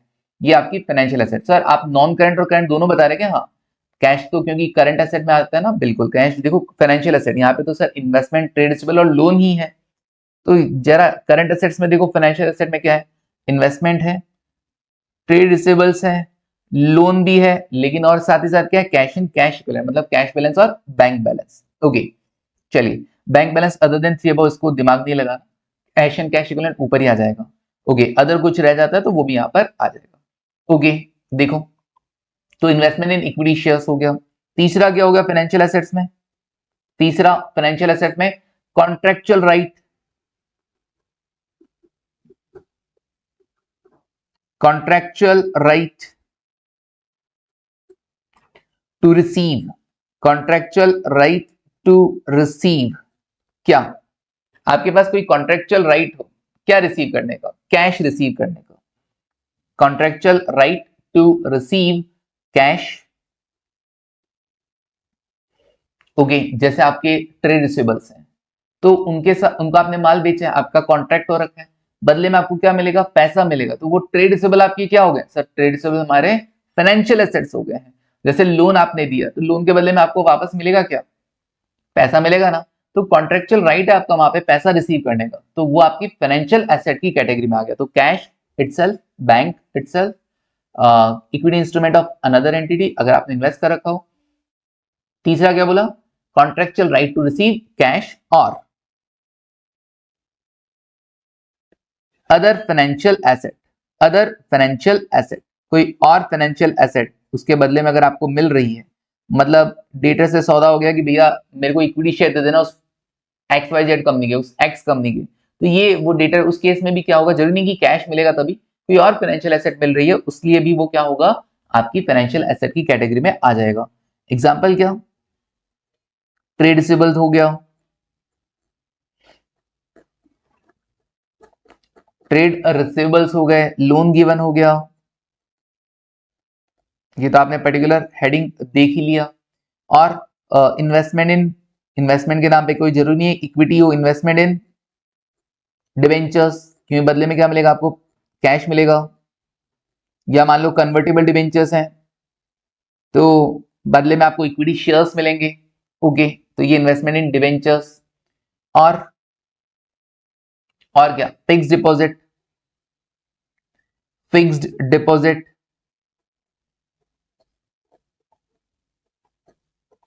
फिक्स्ड डिपॉजिट एफडी करवा रखा, वो भी तो इन्वेस्टमेंट ही एक तरीके से। Interest receivable, interest receivable, interest due हो गया, रिसीव करना बाकी है, तो ये भी क्या है? ये कॉन्ट्रेक्चुअल राइट ही तो है पैसा रिसीव करने का, ये भी फाइनेंशियल एसेट में है। तो अदर्स में लिख देना इंटरेस्ट रिसीवेबल। Okay, done. चलिए, तो ये हो गया फाइनेंशियल एसेट की डेफिनेशन, है ना? अभी जितना आता है ठीक है, आगे चल के और समझ में आ जाएगा धीरे धीरे, है ना? आगे चल के हम इनको वापस पढ़ेंगे। तो वैसे भी देखा, एक चीज ध्यान रखना, बाकी सब्जेक्ट का मैं कुछ नहीं कहूंगा। एसएफएम सीएफआर एक बार पढ़ने से समझ में आ जाए तो वो बिड़ला ही बनता है। एक बार नहीं, एक से ज्यादा बार आपको पढ़ना ही पड़ेगा। और आज की क्लास देखिए सर, आज की क्लास समझ में नहीं आई, मैसेज आ गया व्हाट्सएप पे इमीडिएट, सर आज की क्लास समझ में नहीं आई। अरे नहीं आएगी, जरूरी नहीं है ना, आगे अच्छी बात है, नहीं आए कोई बात नहीं, पूरा तो पढ़ो, उस चैप्टर को एंड होने दो, आगे चल के जब आगे बढ़ोगे तो उनको वापस रिकॉल करोगे तब जाके चीजें समझ में आती है, ऐसे नहीं आती है। तो एक बार पढ़ के हम कोई खतरनाक बन जाएं, है ना, परफेक्ट हो जाए, ऐसा पॉसिबल नहीं होता है। तो एक चीज हमेशा ध्यान रखो, मेरे जो दोनों भी सब्जेक्ट है, एसएफएम हो चाहे सीएफआर, बार बार बोलूंगा, एक से ज्यादा बार आपको पढ़ना पड़ेगा। ओके, देखो बार बार पढ़ना पड़ेगा भैया, भूल जाते हैं, एक बार में कोई याद नहीं, जब चीजें बदल जाती हैं, नई नई चीजें हमारे सामने आती है, तो एक बार पढ़ते ही थोड़ी ना रिटेन रहती है। नाउ डेरिवेटिव कॉन्ट्रैक्ट्स, सर और क्या आएगा इसमें फाइनेंशियल एसेट में? Derivative contracts, derivative contracts which are potentially favorable to the entity, which are potentially favorable to the entity। Sir ये क्या होता है? जब जिसने एसएफएम पढ़ा है ना, उसको पता है कि डेरिवेटिव कॉन्ट्रैक्ट क्या होता है, future and option, F and O market, कभी आपने भी सुना हो। तो अगर मैंने कोई फ्यूचर एंड ऑप्शन में कोई पोजीशन बना रखी है और वो पोजीशन मेरे लिए क्या है, फेवरेबल है, फेवरेबल मैंने कर रखा है, कोई फॉरवर्ड कॉन्ट्रैक्ट कर रखा है मैंने, ठीक है, कोई मैंने फ्यूचर कॉन्ट्रैक्ट कर रखा है, अभी मैं इनकी बातें नहीं करूंगा ना डिटेल के अंदर, ये सब एसएफएम पढ़ेंगे ना तब होती है। तो फ्यूचर कॉन्ट्रैक्ट, ऑप्शन कॉन्ट्रैक्ट, बस शेयर मार्केट। तो अगर कोई ऐसा कोई कॉन्ट्रैक्ट है फ्यूचर ऑप्शन का, एफ एंड ओ मार्केट का, तो वहां पर फेवरेबल सिचुएशन है, मतलब आपके पास पैसा रिसीव होगा, तो वो आपकी फाइनेंशियल एसेट का पार्ट होगा। इंटरेस्ट रेट स्वैप, ये भी हम एसएफएम में पढ़ते हैं, ये टॉपिक भी, इंटरेस्ट रेट स्वैप। मेरे को फ्लोटिंग रेट चाहिए, तुमको फिक्स रेट पे लोन चाहिए, तुमको फिक्स पे महंगा मिल रहा है, मेरे को फ्लोटिंग पे महंगा मिलता है, तो एक काम करते हैं, दोनों मिलते हैं और कुछ ऐसा अरेंजमेंट सेट करते हैं कि हम दोनों की कुछ कॉस्ट कटिंग हो सके, तो interest rate swap. Okay, where your position is favourable,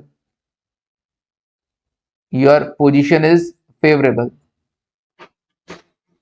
मतलब जहां से अपने को क्या ना हो, कुछ पैसा रिसीव होना हो, सिंपल, कुछ पैसा रिसीव होना हो। ओके, तो कॉन्ट्रैक्ट, हमने कोई कॉन्ट्रैक्ट किया, उस कॉन्ट्रैक्ट में अगर हमको किसी तरह का कोई रीइंबर्समेंट मिलेगा, किसी तरह का कोई फायदा होने वाला है, प्रॉफिट होने वाला है, तो यस, वो फाइनेंशियल एसेट की कैटेगरी में आएगा।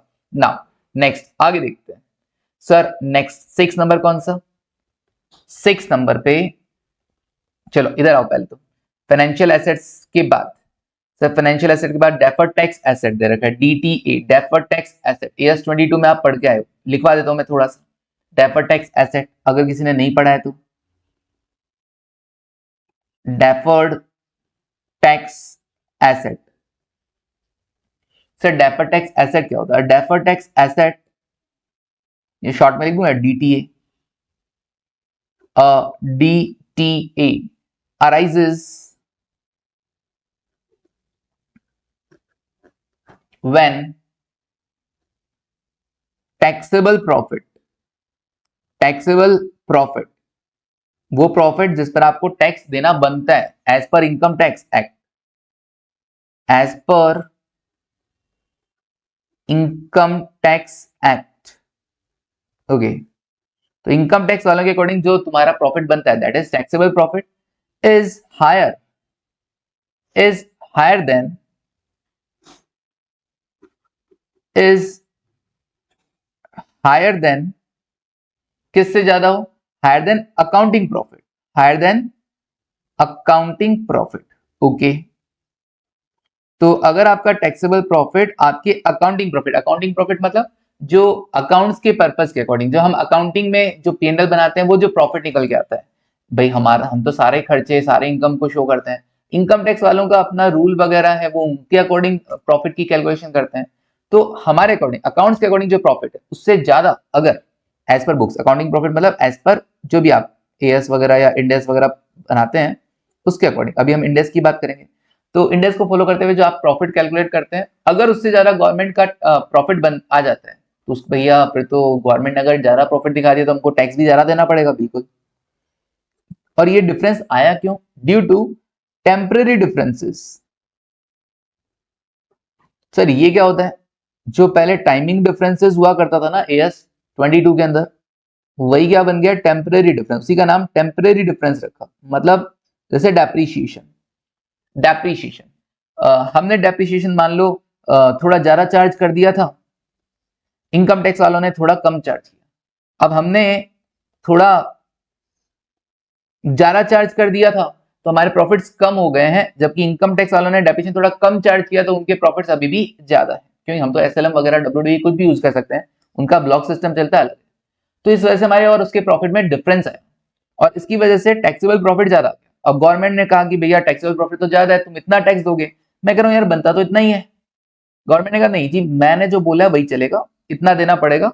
हाँ, आगे चलकर क्या करना, आगे चल के ठीक आगे तुम्हारा सेट ऑफ करवा देंगे, टेंशन मत लेना। आगे चल के अभी तो तुम टैक्स ज्यादा दो, आगे चल के कभी तो ऐसा दिन आएगा कि जिस दिन तुम्हारी बुक में डेप्रिसिएशन कम चार्ज होगा और हम लोगों को ज्यादा चार्ज करना पड़ेगा। आएगा सर, रिवर्सल तो होगा, आएगा। आज अगर कोई एक जन डेप्रिसिएशन ज्यादा चार्ज कर रहा है तो दूसरा कम कर रहा है, तो आगे चल के वही जिसने आज ज्यादा चार्ज किया है वो इन फ्यूचर कम करेगा, और जिसने आज कम किया वो आज इन फ्यूचर ज्यादा करेगा, रिवर्सल तो होगा।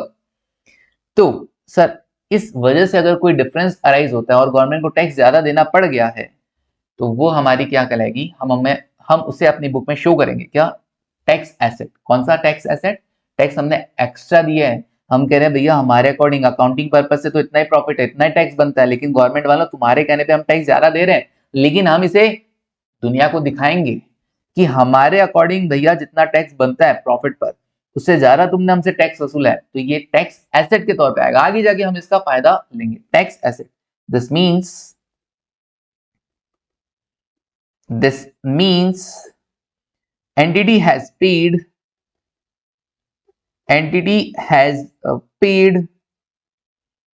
extra tax today, extra tax today।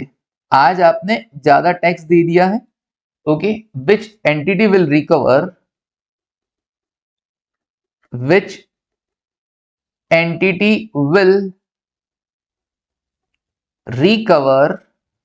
In future, जिसको एंटिटी क्या कर लेगा, फ्यूचर में रिकवर कर लेगा। सिंपल। आज ज्यादा दे रहे हैं तो क्या हुआ, आगे चल के रिकवर कर लेंगे। डेफर्ड टैक्स एसेट, बाकी डिटेल में कब पढ़ेंगे, इंडेक्स 12 के अंदर पढ़ेंगे। सर एक नाम आया था डेफर्ड टैक्स एसेट के बाद, जैसे ये तो आपने नॉन करंट लायबिलिटी में शो कर दिया, सॉरी एसेट के अंदर शो कर दिया। अब नॉन करंट एसेट तो होगी खत्म। करंट एसेट में इन्वेंट्री, हम जानते हैं इन्वेंट्री क्या होता है सर, स्टॉक वगैरह है ना, WIP स्टॉक हो सकता है, फिनिश स्टॉक हो सकता है, रॉ मटेरियल वगैरह हो सकता है। फिर फाइनेंशियल एसेट आया, ओके, फाइनेंशियल एसेट हम जान ही चुके हैं, कोई दिक्कत नहीं है। फिर सर एक नाम आया करंट टैक्स एसेट। तो डेफर्ड टैक्स एसेट और करंट टैक्स एसेट में क्या फर्क आ गया? डेफर्ड टैक्स एसेट तो अराइज हुआ किस वजह से, अकाउंटिंग प्रॉफिट और टैक्सेबल प्रॉफिट में डिफरेंस की वजह से, और वो डिफरेंस क्या था, टेम्परेरी था, मतलब परमानेंट नहीं था। परमानेंट क्या होता है सर, परमानेंट क्या होता है, परमानेंट मतलब जैसे कोई डोनेशन दिया आपने कैश में, इनकम टैक्स वाले उसको डिसअलाउ कर देते हैं, अकाउंट वाले कहते हैं नहीं खर्चा जी, खर्चा दिखाएंगे। इनकम टैक्स वाले कहते हैं हम खर्चा मानते ही नहीं और आगे कभी भी नहीं मानेंगे। तो वो होता है परमानेंट डिफरेंस, उसकी वजह से जो प्रॉफिट में डिफरेंस आएगा वो परमानेंट डिफरेंस, उसको बात नहीं कर रहे हैं, किसकी बात कर रहे हैं, टेम्परेरी, जो आगे चल के भाई कोई आज खर्चा मान लेगा, कोई कल खर्चा मान लेगा, सिंपल। वो वजह से जो अराइज होता है डिफरेंस, टैक्स में जो डिफरेंस अराइज होता है, that is deferred tax asset और डेफर्ड टैक्स लायबिलिटी। लेकिन करंट टैक्स एसेट क्या हुआ, current tax asset, current year का जितना टैक्स बनता था उससे आपने ज्यादा दे दिया।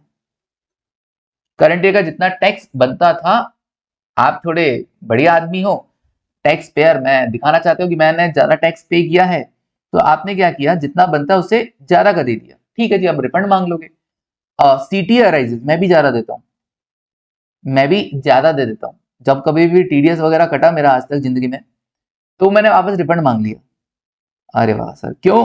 क्योंकि मेरी जो इनकम है वो जो स्लैब है निल से ऊपर ही नहीं बढ़ी कभी। अरे सर कितने झूठे हो, अरे नहीं यार, तो इतना ही होता है, ऐसे ही होता है ना। तो जितना टीडीएस मेरा बाहर वाले कटते थे ना, मैं वापस रिफंड मांग लेता था। Okay, a CT arises when entity paid more income tax, है ना, मोर देन नहीं, more income tax, okay, to the government, short में लिख देंगे हम, to the government, okay, then the tax liability, then the tax liability, जितना तुम्हारा tax liability है उससे ज्यादा तुम क्या कर रहे हो, तुमने इनकम टैक्स का पेमेंट कर दिया है, टैक्स का पेमेंट कर दिया फॉर द करंट ईयर। तो सर वो भी तो ज्यादा ही दिया था। अरे नहीं, वो जो ज्यादा था वो लफड़े वाला काम था, वो हमारा अकाउंटिंग प्रॉफिट और टैक्सेबल प्रॉफिट में डिफरेंस आ रहा था, उस वजह से था। यहाँ पे कोई डिफरेंस नहीं, यहाँ पे नहीं, यहाँ पे बोल रहा है कि नहीं जी ठीक है, बनता तुम्हारा जो करंट टैक्स है, करंट ईयर का टैक्स तुमने बोला 1 लाख बनता है, मैंने 1,20,000 दे दिए, एडवांस टैक्स दे दिया, तो वो क्या हो जाएगा, करंट टैक्स एसेट हो जाएगा। ओके, ज्यादा दे रखा है तो करंट टैक्स एसेट, कम दे रखा है current tax liability. Next, okay, next sir, अब एसेट हो गई है कंप्लीट, अदर करंट एसेट आ गया। फिर उसके बाद equity and liabilities, equity and liability, अच्छा याद कर लोगे ना तुम लोग, एक बार पढ़ के आना ना। फिर इंटेंजिबल एसेट के बाद क्या था, बायोलॉजिकल एसेट आ गया, फाइनेंशियल एसेट्स आ गया, डेफर्ड टैक्स एसेट आ गया, और अदर नॉन, ये याद रखना अलग पेज से चालू हुआ था, बायोलॉजिकल एसेट्स, फाइनेंशियल एसेट्स, है ना, डेफर्ड टैक्स एसेट और other non current asset, other other याद रखोगे काम हो जाएगा। करंट एसेट में सबसे पहले इन्वेंट्री आ गया, फिर फाइनेंशियल एसेट, फाइनेंशियल एसेट में क्या कहता है वो पता होना चाहिए, याद करने की जरूरत नहीं है। फिर करंट टैक्स एसेट आ गया, फाइनेंशियल एसेट के बाद इधर डेफर्ड टैक्स एसेट आया था, और करंट में फाइनेंशियल एसेट के बाद करंट टैक्स एसेट आ गया, और देन अदर। ओके सर, याद रह जाएगा, बिल्कुल याद रहेगा। नाउ इक्विटी एंड लायबिलिटीज में इक्विटी शेयर कैपिटल हमको पता है, प्रेफरेंस की भी हम बात नहीं कर रहे हैं कि वो किधर गया। अदर इक्विटी कल बात करेंगे, अदर इक्विटी के बारे में आज बात बिल्कुल नहीं कर रहे हैं। फिर क्या आएगा sir, non current liabilities, non current liabilities में फाइनेंशियल लायबिलिटीज, डेफिनेशन देखेंगे क्या क्या है, बोरोइंग्स है, ट्रेड पेबल्स है, और अदर फाइनेंशियल लायबिलिटीज है। ट्रेड पेबल में इतना दिमाग लगाने की जरूरत नहीं है। ओके, फिर provisions, long term provisions, okay, फिर डेफर्ड टैक्स लायबिलिटीज का भी डेफिनेशन लिख देंगे। अदर नॉन करंट लायबिलिटीज, फिर करंट लायबिलिटीज आएगा जिसमें फाइनेंशियल लायबिलिटीज, अगेन जैसे यहाँ पर फाइनेंशियल लायबिलिटीज था नॉन करंट लायबिलिटी में सबसे पहले, वैसे ही करंट लायबिलिटी में भी फाइनेंशियल लायबिलिटी ही है सबसे पहले। फिर उसके बाद जैसे डेफर्ड टैक्स लायबिलिटी था, करंट टैक्स लायबिलिटी हो गया, यहाँ पे प्रोविजन था, यहाँ पर भी प्रोविजन हो गया। ओके, फिर उसके बाद other current liability, other current liability याद रखना लाइन से, provision provision, deferred tax, current tax liability, other other, उससे पहले फाइनेंशियल लायबिलिटीज। तो अभी मेरे को फाइनेंशियल लायबिलिटीज देखना है, करंट टैक्स लायबिलिटी देखना है और डेफर्ड टैक्स लायबिलिटी देखना है, तीनों का डेफिनेशन लिख देता हूं और फिर आज की क्लास यहीं पे कंप्लीट कर देते हैं। ओके, देखो जरा क्या क्या है फाइनेंशियल लायबिलिटीज, चाहे नॉन करंट लायबिलिटीज हो चाहे करंट। अभी मैं इक्विटी शेयर कैपिटल और प्रेफरेंस क्यों नहीं आया वो सब बातें नहीं कर रहा हूं, अदर इक्विटी में क्या क्या है उसकी बातें नहीं कर रहा हूं, कल बात करेंगे उस पर। तो अभी हम बात करते हैं फाइनेंशियल लायबिलिटीज के लिए, financial liabilities. Okay, financial liabilities में क्या है सर, डेफिनेशन देखो, definition,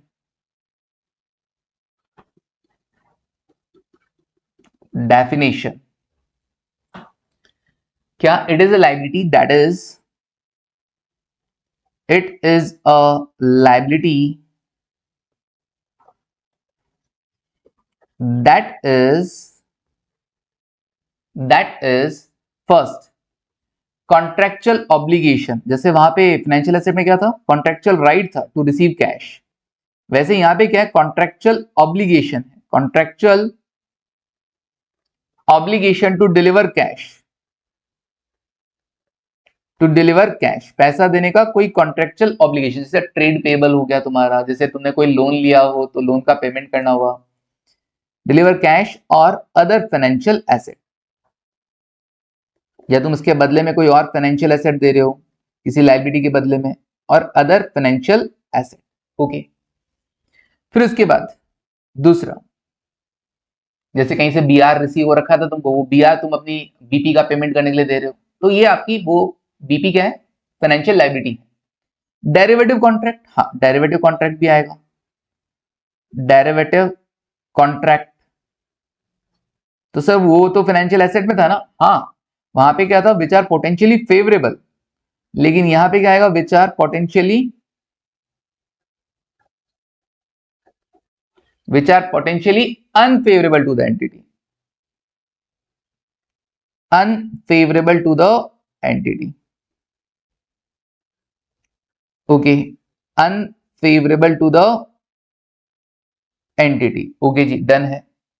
unfavourable to the entity मतलब ऐसा कोई derivative contract future and options का जहां पे मुझे नुकसान होने का चांस है, पैसा लगने का, वो अपना फाइनेंशियल लायबिलिटी की कैटेगरी में आएगा। फिर उसके बाद तीसरा नंबर पे याद रखना है ना, आज तुमको ये सब चीजें याद रखनी है, कल रिवाइज करेंगे वापस, लेकिन तुमको घर पे रिवाइज करके आना है। Contract to issue, contract to issue, कहीं आपने कॉन्ट्रैक्ट कर रखा है और उस कॉन्ट्रैक्ट में तुम्हारी लाइबिलिटीज है और तुमने बोला कि तुमको क्या करेंगे बदले में, वेरिएबल नंबर ऑफ शेयर्स देंगे, variable number of equity shares दिए जाएंगे, फिक्स नहीं, variable number of equity shares तुमको दिए जाएंगे, तो वो भी फाइनेंशियल लायबिलिटी की कैटेगरी में आएगा। जैसे कि इस पे थोड़ा सा मैं डिटेल में बताता हूं, जैसे कि फॉर एग्जाम्पल, सर वेरिएबल ही क्यों बोला बताता हूं। जैसे आपके कोई क्रेडिटर्स हैं, सपोज करते हैं 2 लाख रुपए के क्रेडिटर्स हैं, 2 लाख रुपए के अपने क्रेडिटर्स हैं, क्रेडिटर्स को क्या दोगे, पैसा नहीं, पैसा नहीं देंगे सर, इक्विटी शेयर्स देंगे। पेमेंट कैसे होना है, इक्विटी शेयर्स में होना है। अब दो केसेस है इक्विटी शेयर कैसे, तो पहला केस क्या है, पहला केस है केस ए, केस ए, दो केस लेंगे, केस ए और केस बी, बड़ा ध्यान से देखना, केस ए केस बी नई चीज एकदम है ना, बिल्कुल नई चीज है आपके लिए एकदम, न देखा न सुना आज तक आपने, अद्भुत, अविश्वसनीय और अकल्पनीय। क्या है सर, ये आपकी क्रेडिटर, पहले आप कहां शो करते थे सर, क्रेडिटर ट्रेड पेबल के नाम से आ जाता था, बस हम शो कर देते थे करंट लायबिलिटी या नॉन करंट लायबिलिटी के अंदर, एक साल के अंदर पेमेंट करना है तो करंट लायबिलिटी, और एक साल से ज्यादा बाद पेमेंट करना है तो नॉन करंट लायबिलिटी में अलग से हेडिंग आती थी ट्रेड पेबल। अब भी ट्रेड पेबल क्रेडिटर्स वगैरह को किसमें शो करना है, फाइनेंशियल लायबिलिटीज में शो करना है। क्यों, क्योंकि अगर पैसा दोगे तब भी, पैसा देना है इसके बदले में तब भी आपकी वो फाइनेंशियल लायबिलिटी है, कोई और फाइनेंशियल एसेट दे रहे हो तब भी वो आपकी क्या है, फाइनेंशियल लायबिलिटी में। लेकिन अगर आप इक्विटी शेयर की बात करें, अगर आपको इक्विटी शेयर देने की बात करें तो स्पेसिफाई बोला, फाइनेंशियल एसेट बोला, फाइनेंशियल एसेट तो sir investment in equity share भी होता है, बिल्कुल होता है, लेकिन किसी और कंपनी की इक्विटी शेयर की बात नहीं कर रहा हूं मैं, अपनी कंपनी की इक्विटी शेयर की बात कर रहा हूं, अपनी कंपनी की equity shares, variable number of equity shares, मैं कहा कि मैं अपनी कंपनी के शेयर दूंगा आपको, variable number of equity shares दूंगा। केस ए क्या, पहले मैंने कहा क्रेडिटर्स तुमको मैं क्या दूंगा सर, मैं तुमको ना कॉन्ट्रैक्ट करता हूं तुमसे, contract to issue, contract to issue fix number of, fix number of equity shares, fix number of equity shares, okay, fix number of equity share से कितना दूंगा, 20,000 इक्विटी शेयर्स दूंगा, 20,000 इक्विटी शेयर्स दूंगा, फिक्स शेयर्स दूंगा, 20,000 shares दूंगा, okay. एक तो case ही हो गया। दूसरा, दूसरा है जहां पे मैंने मान लो कॉन्ट्रैक्ट किया हो क्रेडिटर्स, मैं तुमको शेयर दूंगा, contract to issue variable number of shares, variable number of equity shares, मतलब तुमको क्या ना, नई चीज है, आज तक जो पढ़ा उससे थोड़ी सी हटके चीजें हैं, तो समझने में हो सकता है ऐसा लगे यार ये क्या है, ये क्या नया चीज है। अगर ऐसा बोलते रहोगे यार ये थोड़ी ना होता है, नया थोड़ी ना चीज है, ऐसा थोड़ा ना होता है, तो फिर समझ में नहीं आएगा। और अच्छा ऐसा भी होता है, बताओ बताओ और क्या होता है, ऐसा अप्रोच रखोगे तो जल्दी समझ में आएगा, नई चीजें हैं, है ना, रेसिस्ट करोगे, मतलब किसी रोकोगे उस थॉट को आने से कि ऐसा थोड़ा ना होता है यार, तब वो समझ में नहीं आएगा। और अच्छा ऐसा भी होता है, वैसा होगा, तब वो जल्दी समझ में आएगा। ओके, तो रेसिस्ट बिल्कुल मत करना। ओके, अब देखो,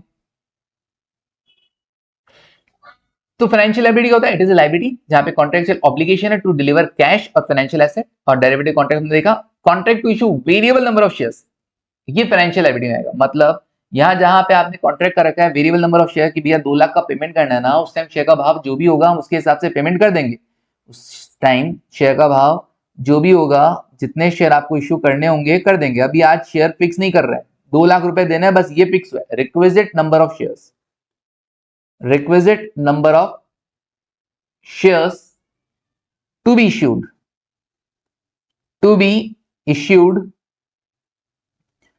depending, to be issued depending on price of share, जो भी शेयर का प्राइस रहेगा उसके हिसाब से हम शेयर्स दे देंगे। मतलब 2 लाख का पेमेंट करना है, अगर शेयर का भाव 10 रुपए रहा तो 20,000 शेयर दे देंगे, अगर शेयर का भाव 20 रुपए रहा तो 10,000 शेयर दे देंगे। तो वेरिएबल नंबर ऑफ शेयर्स है, तो अगर कोई ऐसा कॉन्ट्रैक्ट हो रखा है कि भाई हम आपको variable number of shares issue करेंगे, तब तो वो हुआ फाइनेंशियल लायबिलिटी।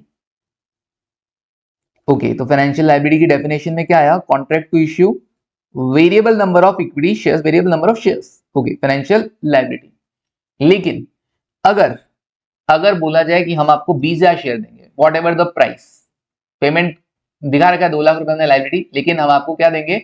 शेयर देंगे, फिक्स देंगे, शेयर का प्राइस कुछ भी हो, तो उस केस में फिर अब आपने फिक्स कर लिया है ना, तो अब आपका क्या होगा? ये आपका इक्विटी इंस्ट्रूमेंट कहलाएगा। ये क्या कहलाएगा?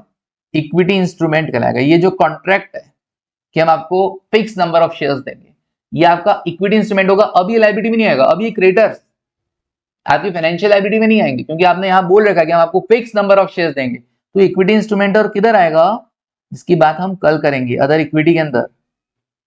अच्छा, अदर इक्विटी में वो तो रिजर्व एंड सरप्लस आएगा ना, वो भी आएगा। उसके अलावा भी कई आइटम आएंगे ना, कुछ नया है, कुछ नया सीखने को मिलेगा। तो अगर आपने कोई ऐसा कॉन्ट्रैक्ट कर रखा है जहां पे आपको फिक्स नंबर ऑफ शेयर्स देने हैं, तो ये आपकी कोई लायबिलिटी नहीं है, ये आपका क्या होगा? नेचर से पहचाना जा रहा है, नेचर से पहचाना जाएगा, पर्पज से पहचाना जाएगा कि भैया वो लायबिलिटी है कि इक्विटी है। तो अगर आप वेरिएबल नंबर ऑफ शेयर की बार बार काम आएगा, वेरिएबल नंबर ऑफ शेयर्स अगर आप किसी कॉन्ट्रैक्ट में देने के लिए कॉन्ट्रैक्ट किया है कि भैया मैं वेरिएबल नंबर ऑफ शेयर दूंगा, तो आपकी लायबिलिटी है। अगर आपने कॉन्ट्रैक्ट किया कि मैं फिक्स नंबर ऑफ शेयर्स दूंगा, तो वह आपकी इक्विटी होगी, इक्विटी इंस्ट्रूमेंट होगा। और वो किधर से होगा? Other equity. Equity share capital में नहीं होगा, क्योंकि इक्विटी शेयर कैपिटल में तो वो शेयर होते हैं ना जो ऑलरेडी इश्यू कर चुके हैं। इक्विटी शेयर इश्यू करेंगे, ये तो इश्यू करेंगे, तो इक्विटी शेयर कैपिटल में नहीं आएगा, किधर आएगा? अदर इक्विटी में आएगा। Okay sir, done.